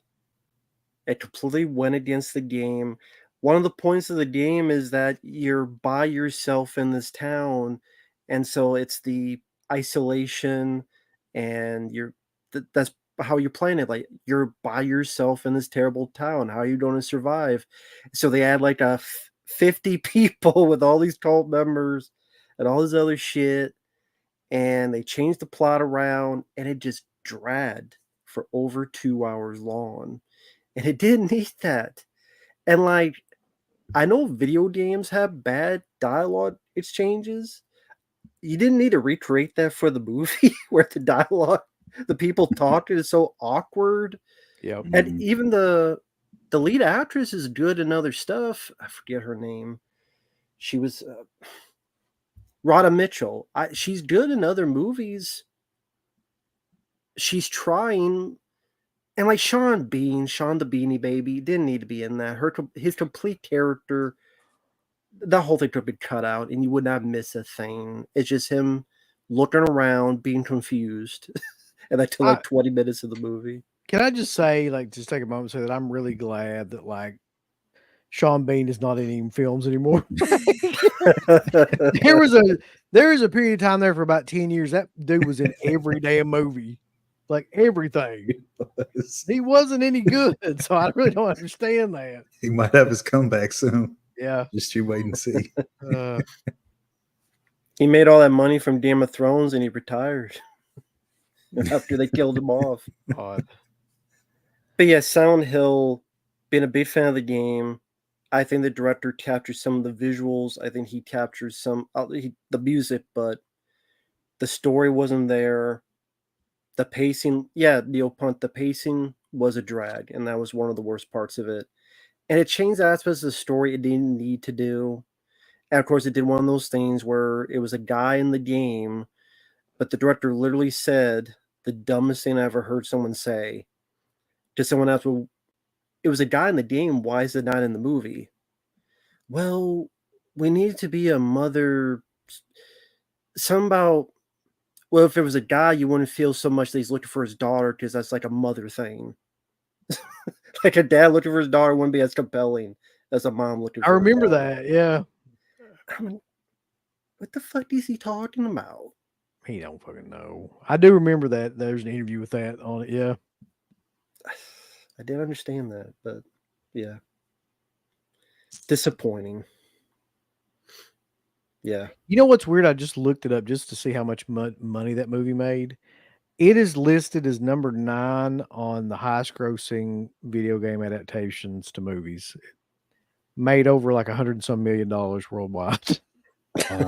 Oh, I had no idea. For some reason, I thought that movie was a bomb, but it was not. What was the budget on it? Does it say? Yeah, it does say. Hold on. It was probably a bomb in the US, but overseas. I could see that. That's usually what happens. Like overseas, it'll rake in a ton of money, and then it'll save it from being a complete failure at the box office. Budget of $50 million. It made over $110 million. So just enough to become to be a decent profit. Yep. Yeah, it made 46 in the US. Mm-hmm. So the rest of it made foreign. So yeah. Yep. Yeah, Silent Hill, he was just talking about that, is a Roger Avery movie. Mm-hmm. Yeah, he wrote, and it doesn't sound like anything he wrote. Apparently, he doesn't know what he was doing on that. Either that or there probably was rewrites to his script. I mean, that's always possible. The writer. I think he has a commentary on it, and he didn't seem like it was the case. I've never listened to the commentary, but I hope I could be that's wrong on it, but yeah. Yeah, he hasn't made a whole hell of a lot else either. The director of that movie. good. Fuck. But him. yeah, the mayor said whatever happened to the director. Yeah. Well, according to this, Beauty and the Beast in 2014 was the last thing that he did.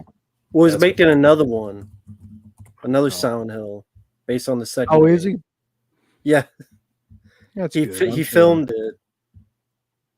Hmm. It just hasn't been released yet, based on the second film. So you fail upward, apparently. That's how it happens. That's true. I remember this too. DeadPit reporting, like we reported that Johnny Depp was supposed to be starring in the Silent Hill movie and called bullshit on it. Ain't no way he's gonna be in that fucking movie.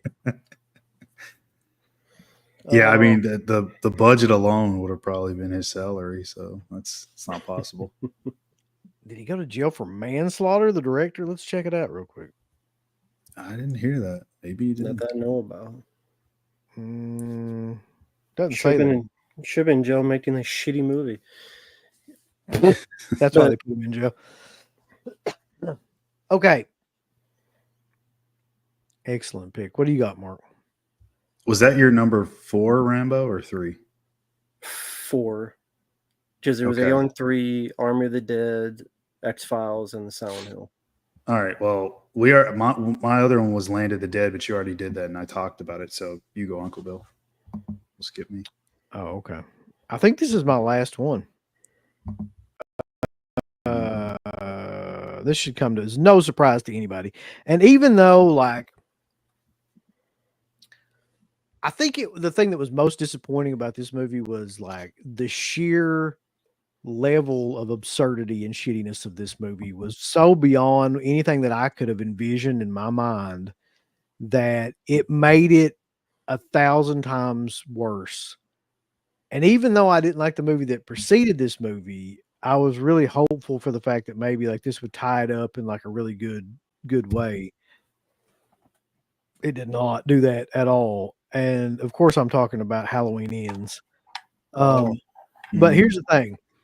I liked Halloween 2018. There's a lot of people that do not like that movie, and I get it. I understand. But I really liked that movie. I thought it was a good a breath of fresh air reimagining of whatever, like, and to bring that back. And it started the whole craze of women wearing shotguns and trying to get back at crazed killers with their Legacy bullet belt sequels, shit, legacy Yeah. sequels. Yeah. Resurgence. Halloween Kills sucked ass, but it was violent as hell. So at least it had that going for it.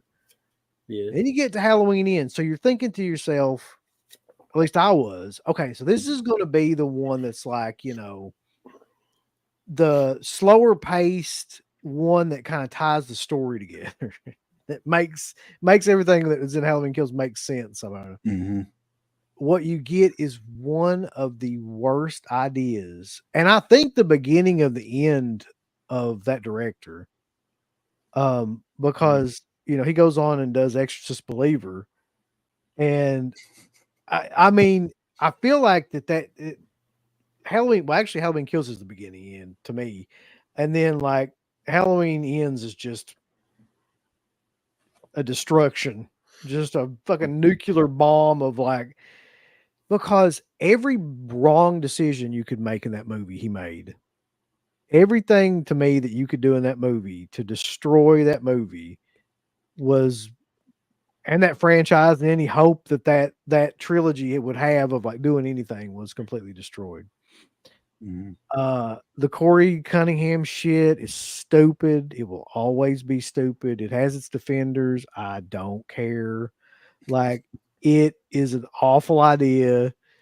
He's an awful character. Him running around, like, you know, for no apparent reason, taking Michael Myers' place and then running into Michael Myers, who's basically. They tag team for a while. Yeah, exactly.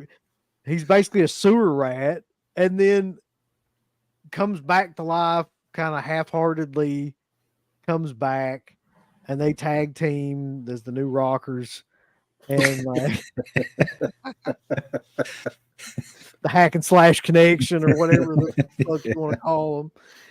And I think that just everything about that movie bothers me.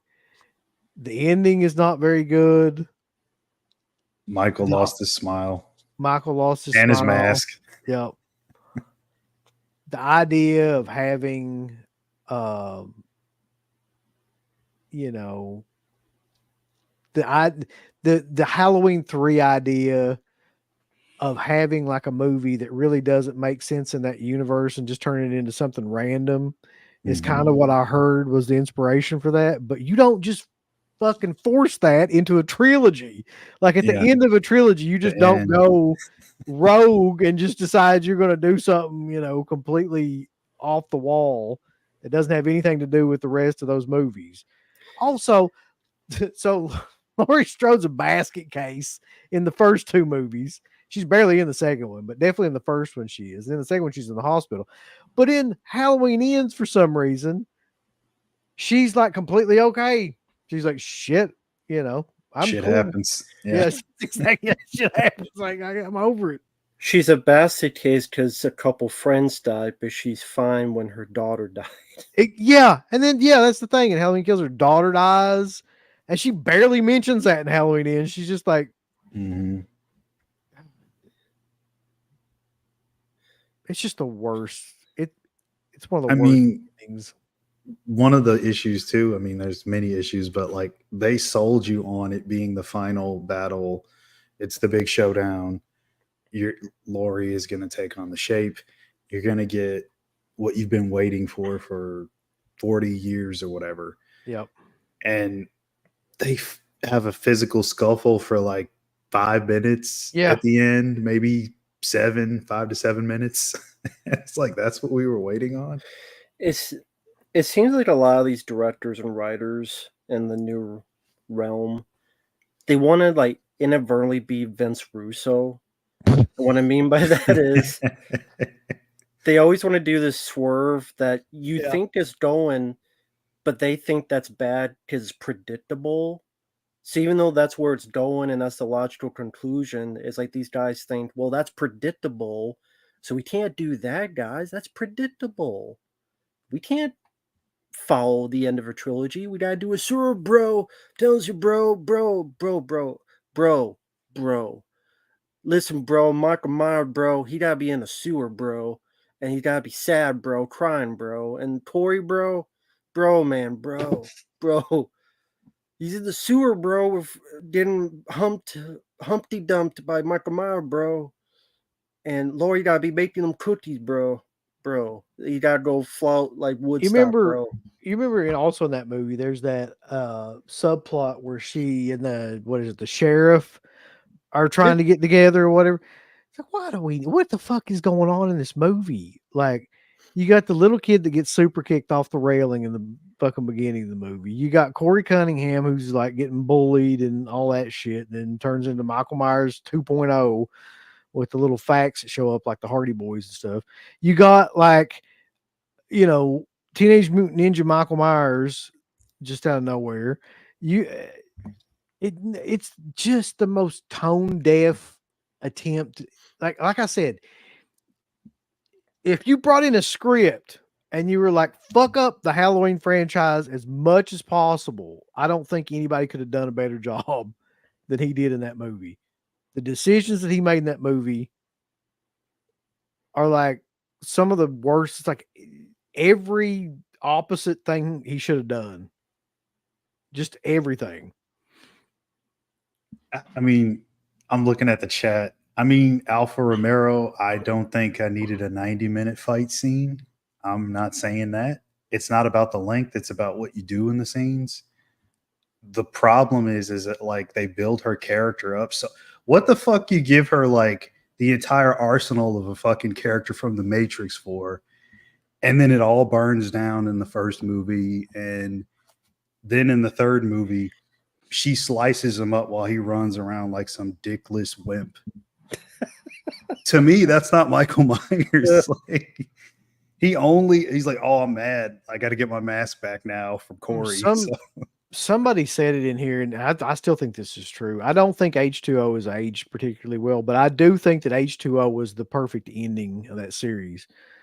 Like, if they would have just, or to be honest, if they would have ended with Halloween 2018, that's a really good ending to that series. Either one of those, rather than him coming up and Halloween Kills fucking destroying firefighters like it's a Royal Rumble match.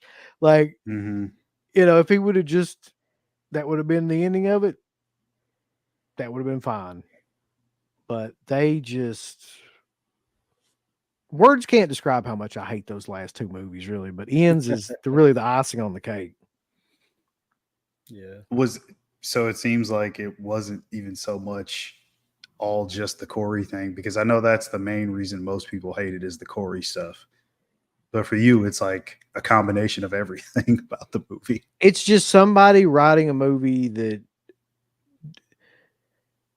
clearly didn't have an ending, didn't know how to end that, didn't have a vision for that, which you would think, you're making these blockbuster $100 million movies that you would have a way to transition between the second and third movie, right? That would make sense and like would tie things up.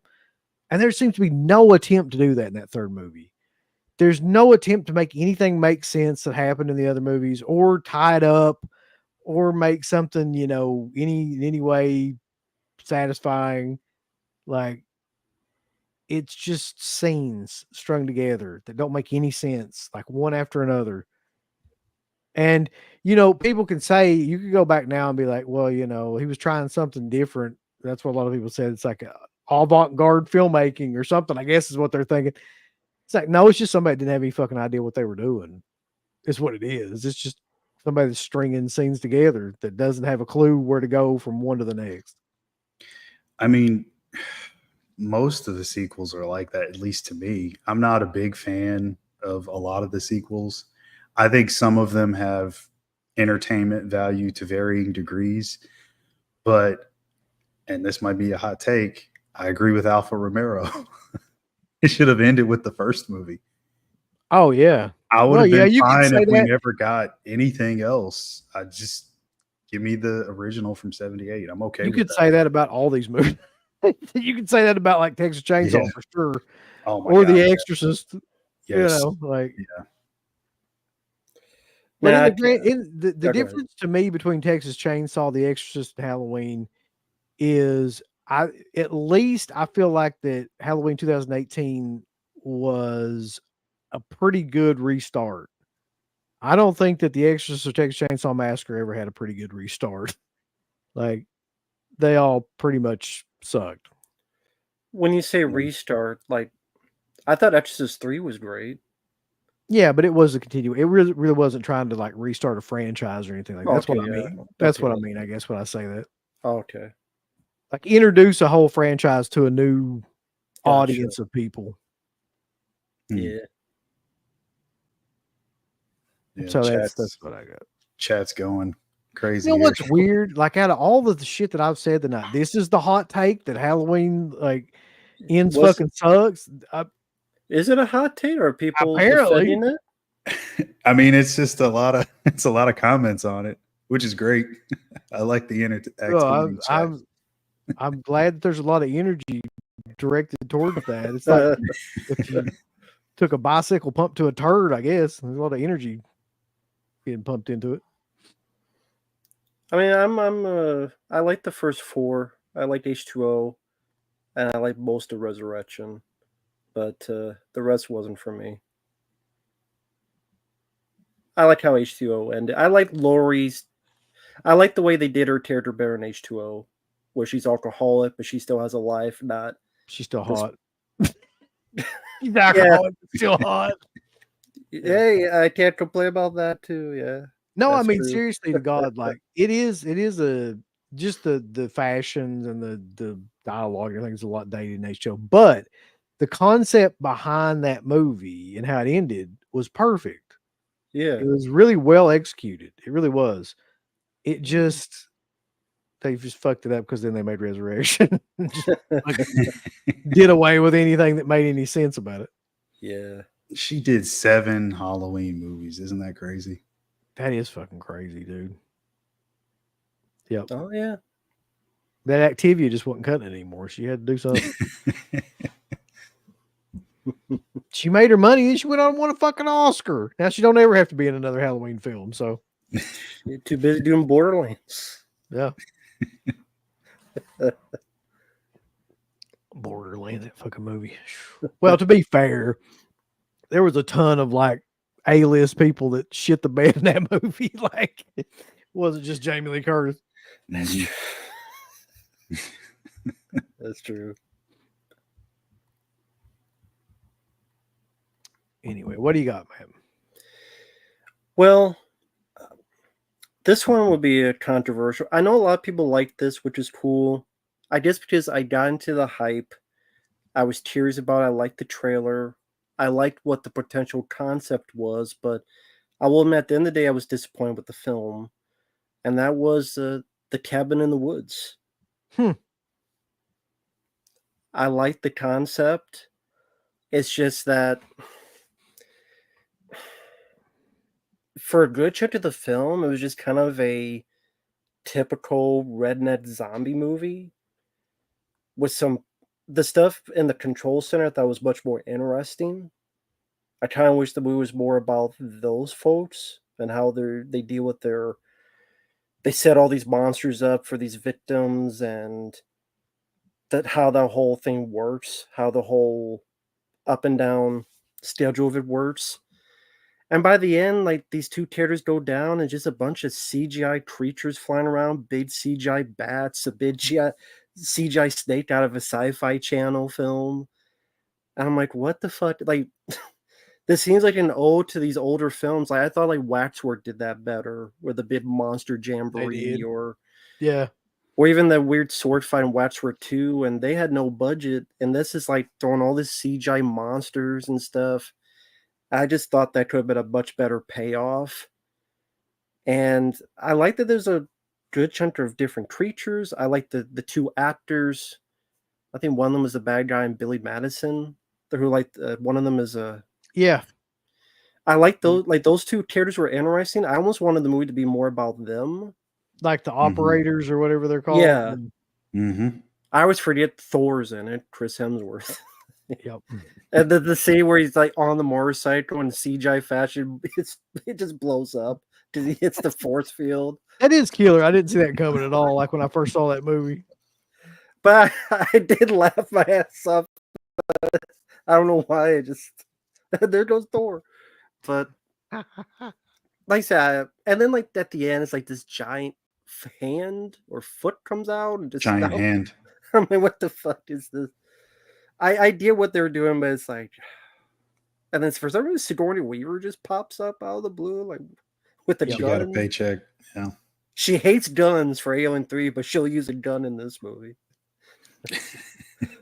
So I mean, I get why people liked it. It just, I was disappointed. I guess I said a good chunk of it, the whole like redneck zombie thing, just I thought it took too long to get to the more interesting stuff, and then the more interesting stuff, it was just a lot of CGI that I think they could have done more practical. I didn't need to see a giant CGI snake and a giant CGI bat, and I think that was honestly my biggest problem with that movie. Was like towards the end when all the monsters are let loose and everything, like it's mostly CG, and you're just like, that always kind of ruins it for me. You know, like I mean, even if you have a movie with a great idea and a great like when you see all that CG stuff, you just immediately are taken out of the movie. I agree 100%. Yeah, I think that's what happened to me. So that's where it lost me. I actually didn't mind it up until a certain point because I understood like all the tropes that they were trying to hit and give a reason to this and that. Yeah, I like like the cliches of slasher flicks. I get that and I like that, but yeah, like you said, and I even like the fact that all that stuff got let loose, but yeah, the fact that it was all CGI, and some people might say, well, how else are you going to do a giant snake? Don't put a fucking giant snake in it. That's how you do it. Don't use that creature. If you can't do it practically, don't put it in there. That's my take. Especially for a movie like that, when you're going to have that much stuff going on in a scene at once. It's too much of it. Maybe if it's one thing and you see it quickly in one cut, and then they switch to a practical thing, because like they do that in movies. So I'm like, that would have been okay. I'd take that. But like all that CGI shit running around, no. Just what's odd about it too is like in the beginning of the movie, it's really not that way. Like when they do the whole slasher gimmick, there's not a lot of CG in it.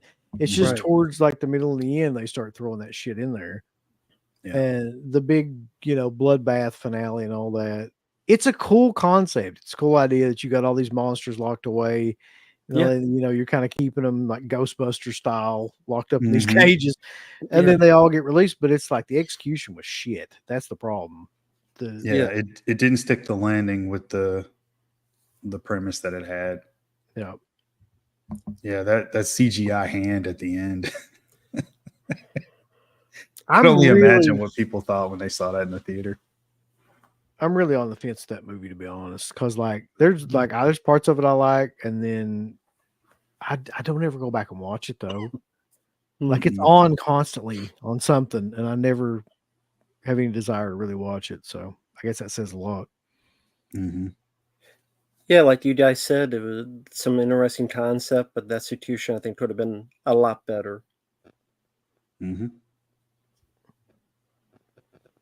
Again, Waxwork was a low budget film that did that stuff in the finale better, and they only had like a day or two to shoot it, or something like that. So, see, Grande says, "I love Cabin in the Woods. They actually just played it in the theater by me on a fun Sunday night. Sing it again."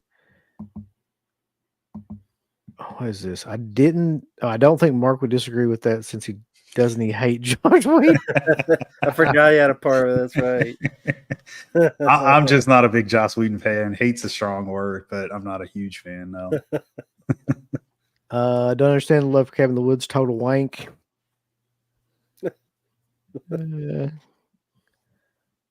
Let's see. Jackson says, I'm the total opposite. I wish Cabin in the Woods was just the kids. I don't like when it shows the control center people. I feel they were in it too much. Would have preferred them be saved for the end twist. I kind of agree with you on that one, though, Rim. I did think they were the best characters in the movie by far. Yeah. As little CGI as possible. Same thing here. Yeah. Because again, like their job was such an original job. I hadn't seen that done before. Like keeping all these monsters in cages, and what would be their daily bit? Do they have to feed these things? Do they have to eat? Do they have to shit? Do they have to? It's a fair point. Do you have to clean their cages like you're at a fucking zoo or something? Like, yeah. Like, do you have to keep them entertained some way so they don't get too bored and pissed? Like, do they have like poor suckers they put into a room for the train, like would that keep them, like you put prisoners out in the yard, like you get a bunch of like poor homeless people, and it's like, okay, have at it. Just Yeah. Yep. Yeah. training montage. I don't know. Training montage. I just think there's a lot more you could have gotten out of that for me. All right, Mark. Okay. This is the last one. Yeah, last one. Yeah. So I got two here. I'm gonna have to choose one. You got to pick. I do. Like Paul Stanley, you got to choose. I'm gonna go with the movie that was more disappointing than the other. And this one, I figured, well, I love the first two movies. Really fun, entertaining stuff. And the third movie that came out was not really my cup of tea, although I didn't hate it either. And then this one comes and I say, well, I like this guy. He's done some good stuff. That's Shane Black's The Predator, which has a little bit of horror, a lot of CGI. I've never seen that movie all the way through. I mean, I don't know if you need to at this point. Yeah. Actually, no, you should, so that you could see the end scene. Rambo, you know what I'm talking about with the suit, the killer suit, the Power Ranger Predator suit. Exactly. The one character, like he puts that, the Predator has the little thing on the shoulder cannon. Mm-hmm. The thing turns and blows his own head up in like 2 seconds, and you don't know what the hell happened. When I first saw him, where did that character go? And someone's like, hey, he died. I'm like, what? He did? Oh, yep. Shit. And like, I'm thinking, well, Shane Black is involved. And I should have known something was up, because you guys may not remember this, but I was following the production for a bit. They had shot the whole third act. Well, that, and then do you remember, Rambo, like the photos that leaked online? The Predators were on a tank. And they were wearing pants. I was like, what the fuck is happening? So like Predators are working with humans and they're on a human tank.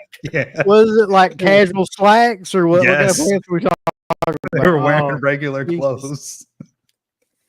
And I saw that and I was like, this has to be a troll. Like maybe they leaked this because they're just having fun on the set. That's what it is. Yep. Yeah, that's a good way to describe it. So I mean, that's not in the movie, thank God. It would have been even worse. But I mean, I'd give anything to see like a Predator wearing like Docker slacks. I'm sure you can find the picture. Yeah. Actually, you should see if you can find it. Just Google it. Hold on, that's a good idea. Hold on. Yeah. Let's see. How would I find it? Like just type in the Predator. Yeah, the Predator. Pants. Predators wearing pants or something like that. Yeah. This gotta find this. For anybody in the chat that hasn't seen it, it'll be hilarious just for them to see. And keep in mind, this leaked to like way before the movie came out. But anyway, just talking about the movie while you look for that. Horrible casting. I like Thomas Jane. Put him in the most ridiculous role. He's a character that has like Tourette's syndrome or something like that. Spouts off a ton of dialogue that's just not funny. It doesn't work. There's no consistent tone in the film. The action is all over the place. It's all building to, like Rambo said, a Power Rangers suit that they wear at the end that's supposed to allow you to, I guess, kill predators or hunt predators. Yeah. Something like that. So yeah, I think I found I put in the private chat. I think this is the picture. I see it. It just popped up. I think this is it. Okay.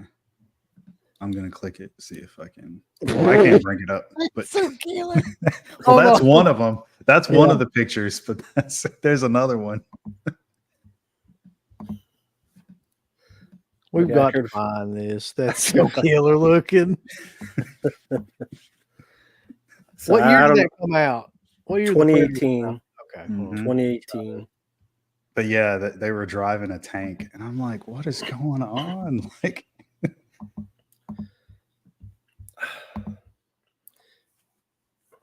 No, I agree. I mean, that's a movie where the predators all of a sudden they're super. The reason they're hunting is because they need to pimp up their blood or something. Something about like if you're mentally handicapped on the spectrum, you have a superpower that they want. Oh my god. oh yeah, like yeah, that's another thing I forgot about. Yeah, so like the kid has something like that, right? Asperger's. His son has something. Asperger's. Because they make the joke, oh, you got Asperger's, I'm hungry. I don't even remember that joke. Because the bullies are bullying the kid at the beginning at school, Mm-hmm. and they're like making fun of him because he's the son of the lead character, the guy that you guys went to school with. Yeah, Boyd Holbrook. Yeah, Are you serious? yeah. He's the Boyd lead. Yeah. Holbrook is the lead. Wait a minute. I found one pic that might be. Oh Jesus Christ! 7 That picture, I keep every time I look at it, it just gets worse and worse. I'm just determined to find this now. I'm gonna see if I can find it too. I think I found it. Oh, did you? Okay. Like here's a bunch of different pictures, but I think this might be the. Although I'm not sure if they're wearing like pants in this or not.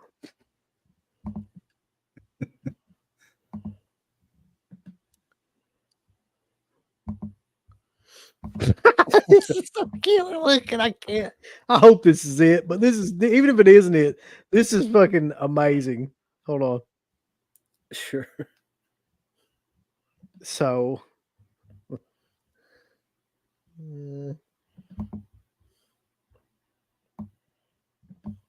wait, what happened to it? Where'd it go? Okay.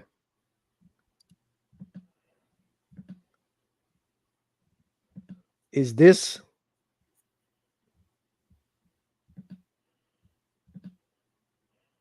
Hold on, let me enlarge it. No, that's not it. Oh, okay. This is killer anyway, though. I'm just going to tell you. Because when you actually hold on. Oh shit! I can magnify it.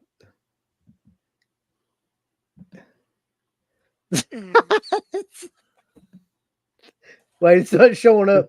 The magnified image isn't showing up on here. Damn. I guess it goes to another like thing. Anyway, there's a bunch of predators riding around in a tank. Yeah. Which is killer enough in and of itself.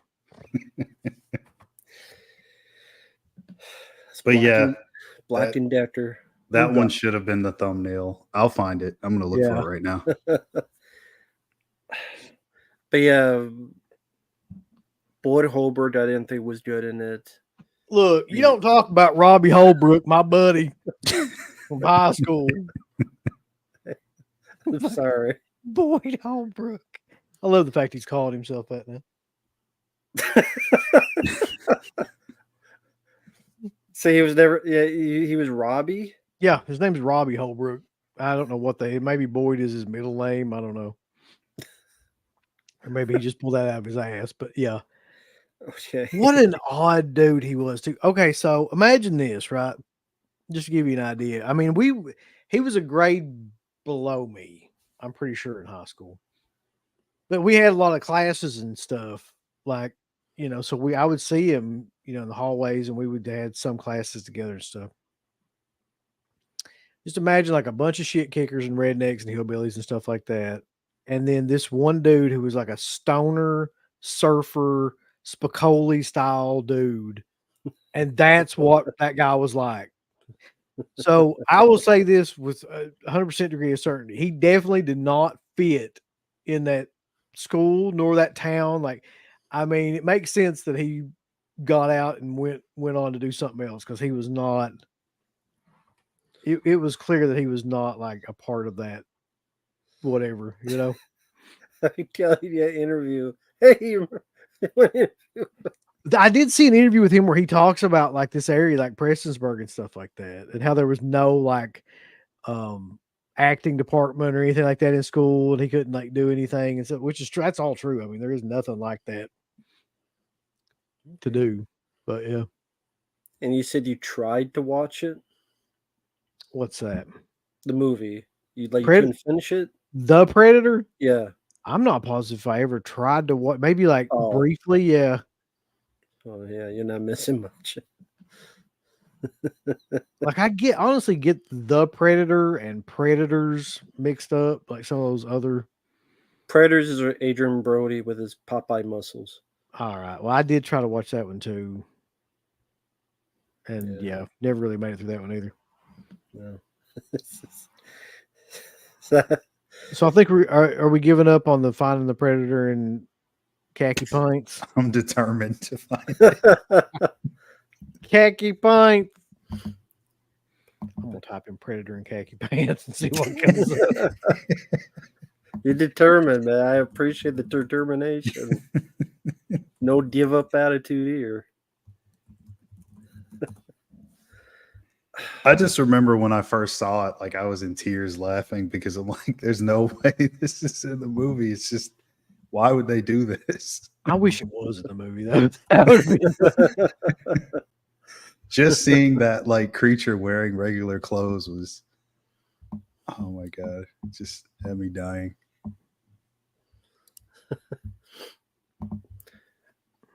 Yeah, but that was the thing. Like, they did this whole third act of the film that just got completely cut. And they had to reshoot the whole like last 15, 20 minutes of the movie. Which is, I don't want to say it's unheard of, but it's very, most times a disaster. yeah. Mm-hmm. Yeah, anytime you have to reshoot like that much of a film, it's a fucking nightmare. Yeah.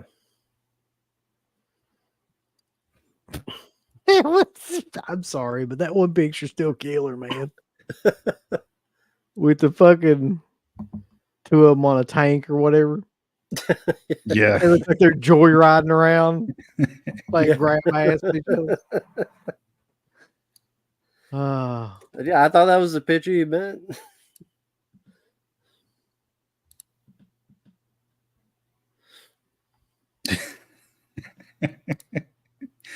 Here's one of them. And I did what Josh Boyd said, just type in the Predator 2018 wearing pants. That's one of them. But there's another one somewhere else. Hold on. Did you put it in the private chat?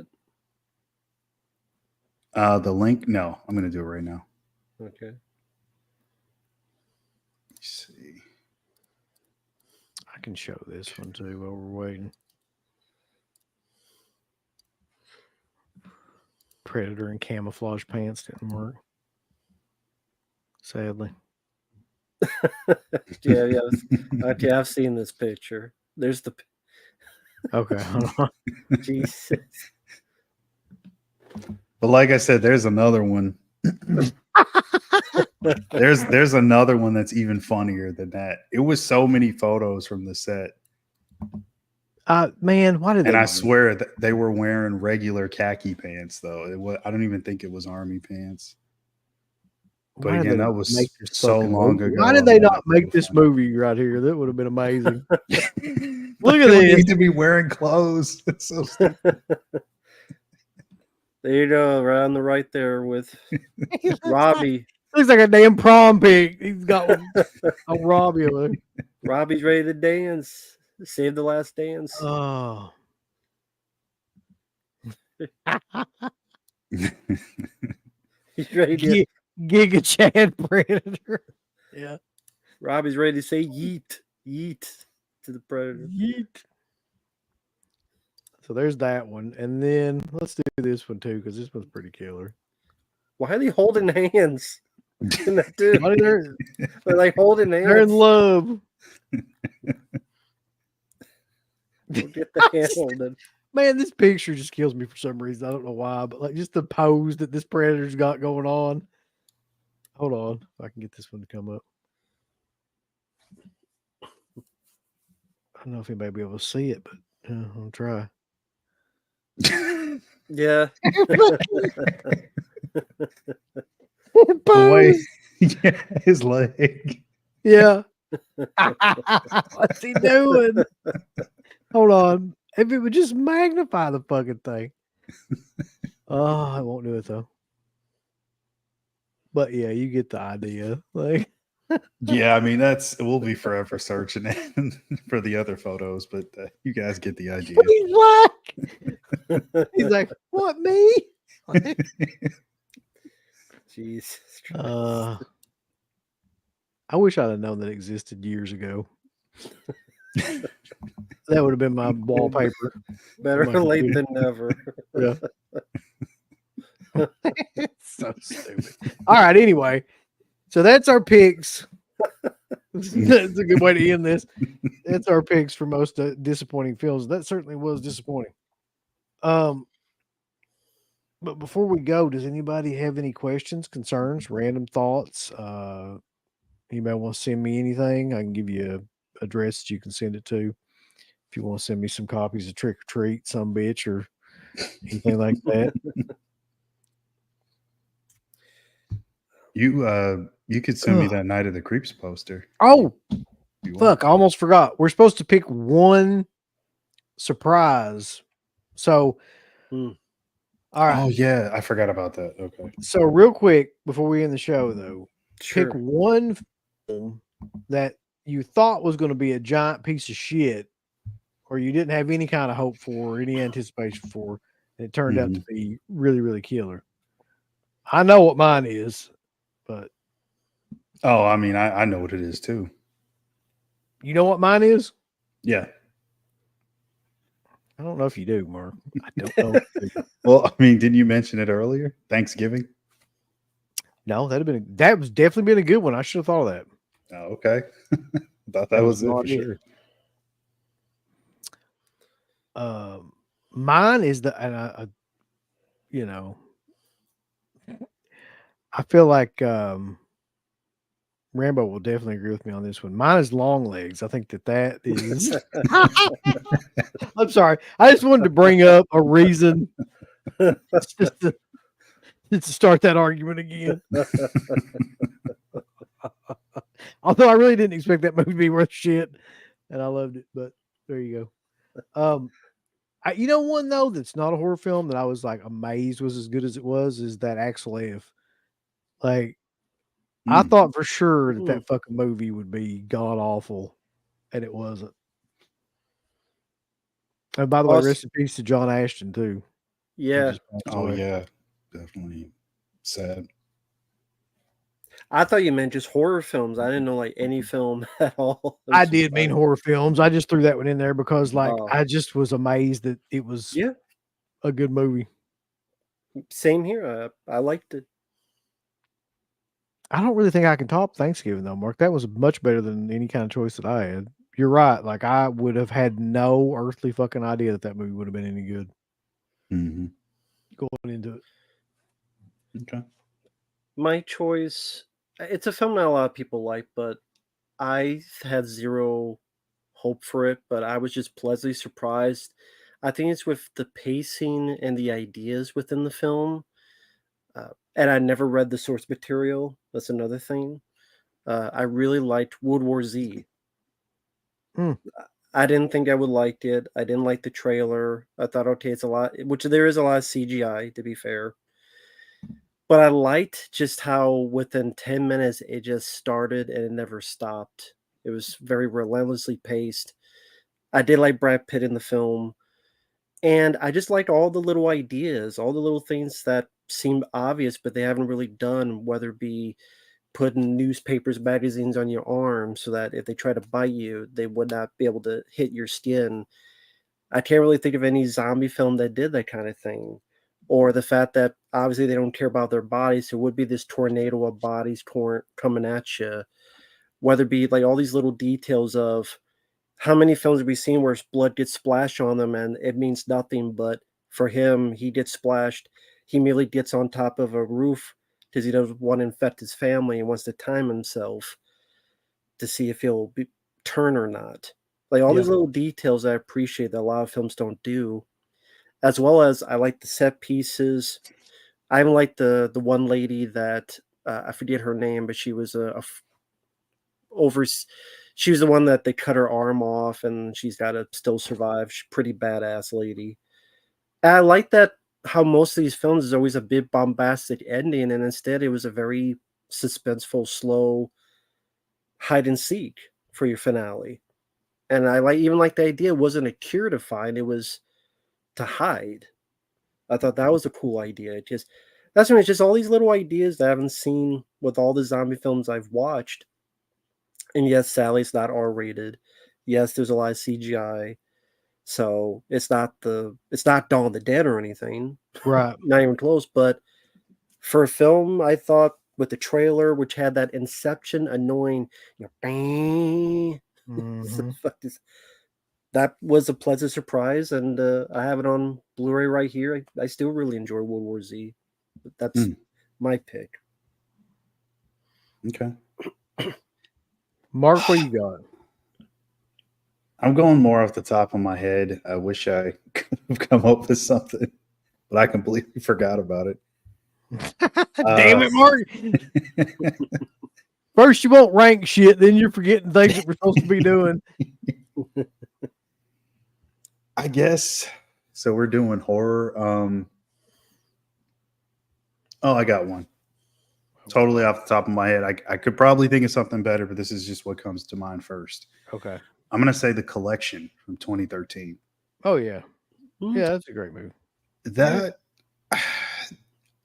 should not have been as crazy as it was and as fun as it was.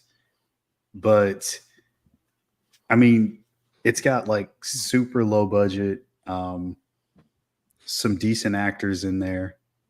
And I like the lead character a lot more in the second one than in the first one. Josh Stewart as Arkin.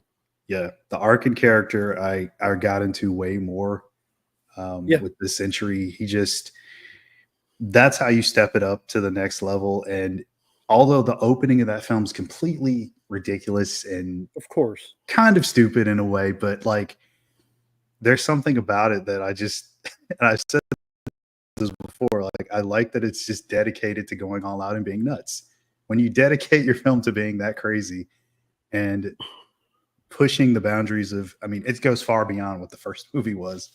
I mean, the first movie is essentially like Home Alone, but in a horror setting, and it's adults, but it's the killer and not, you know what I mean, the protagonist. So the second one just trumps the first one. It really has some cool sequences in it, fun enough premise with one of the characters basically paying Arkin to rescue his daughter, who's been collected by the collector. And he's dealt with him before, so that's sort of why he's been hired. He's also got a little help. He's got like a mercenary type team with him. And I mean, if you think about it, they kind of pulled a bit of Aliens, where it's like a victim of before has a team with them, go back. The dude is the girl, they rescue.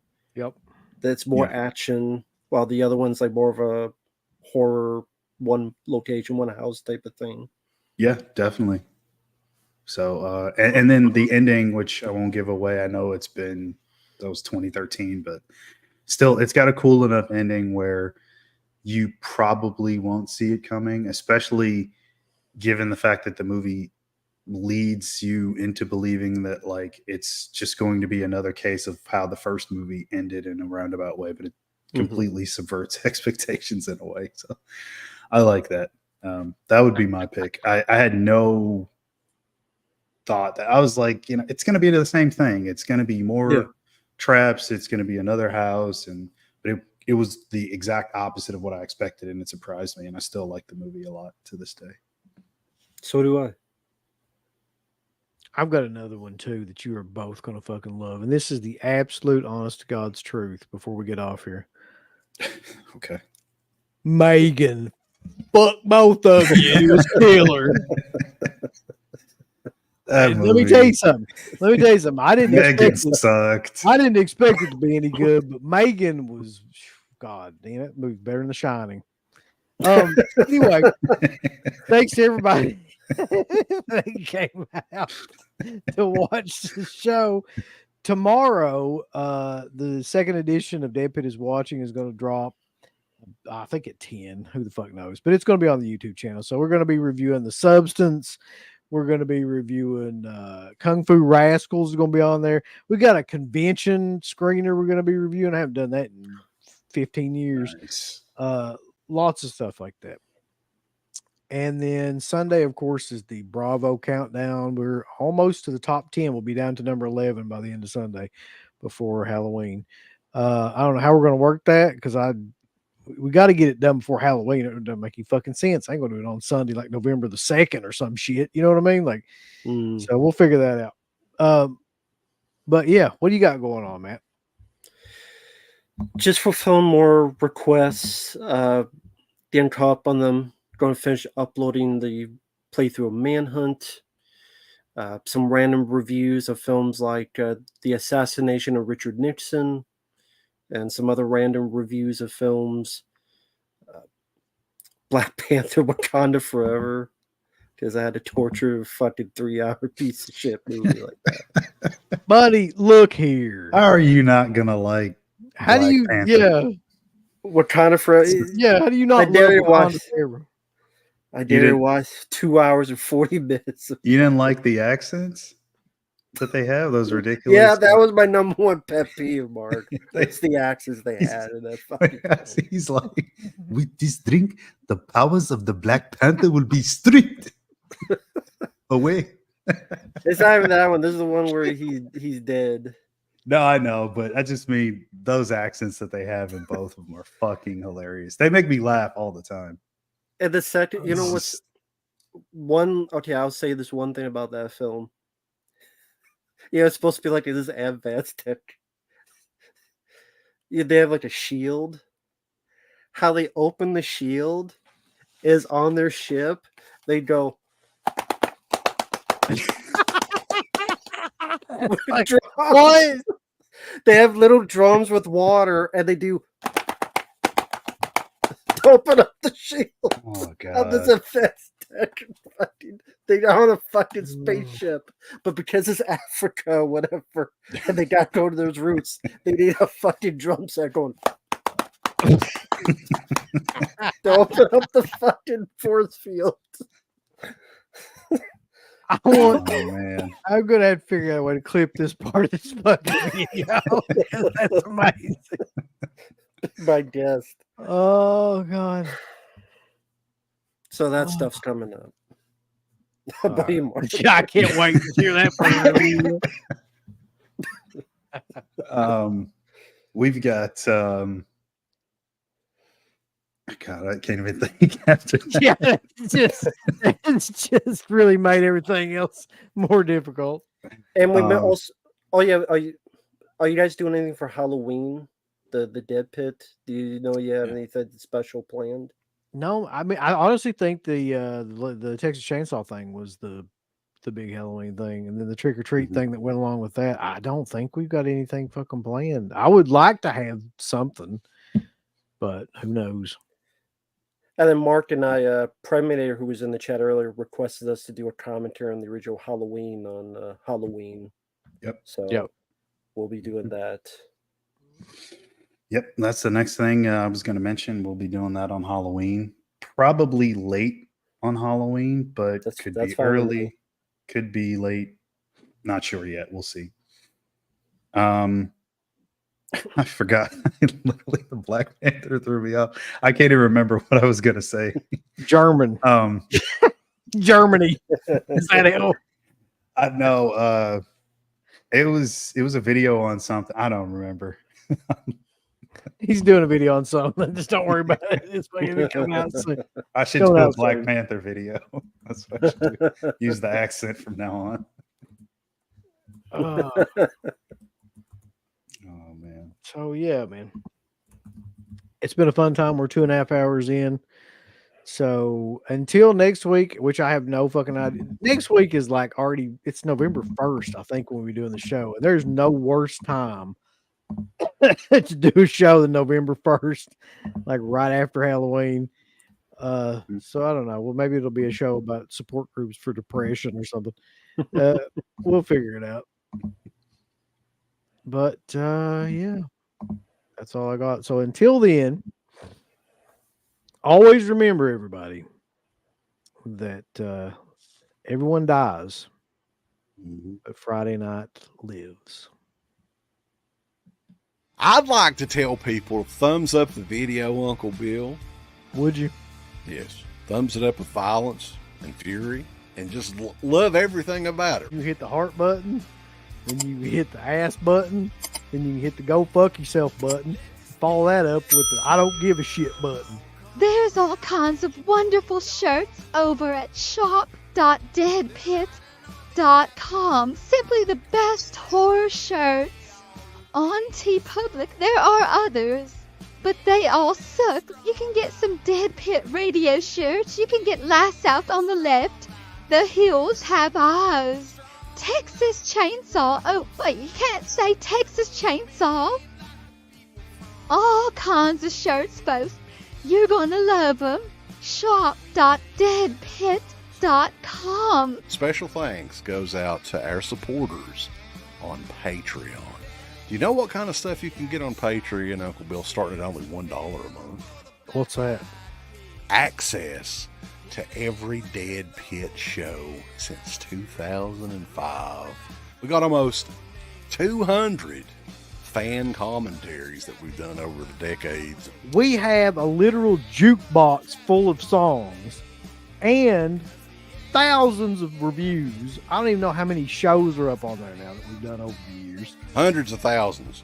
You need to figure this out now and subscribe to us on Patreon and YouTube and Instagram and help us to 1 million. The road to 1 million subscribers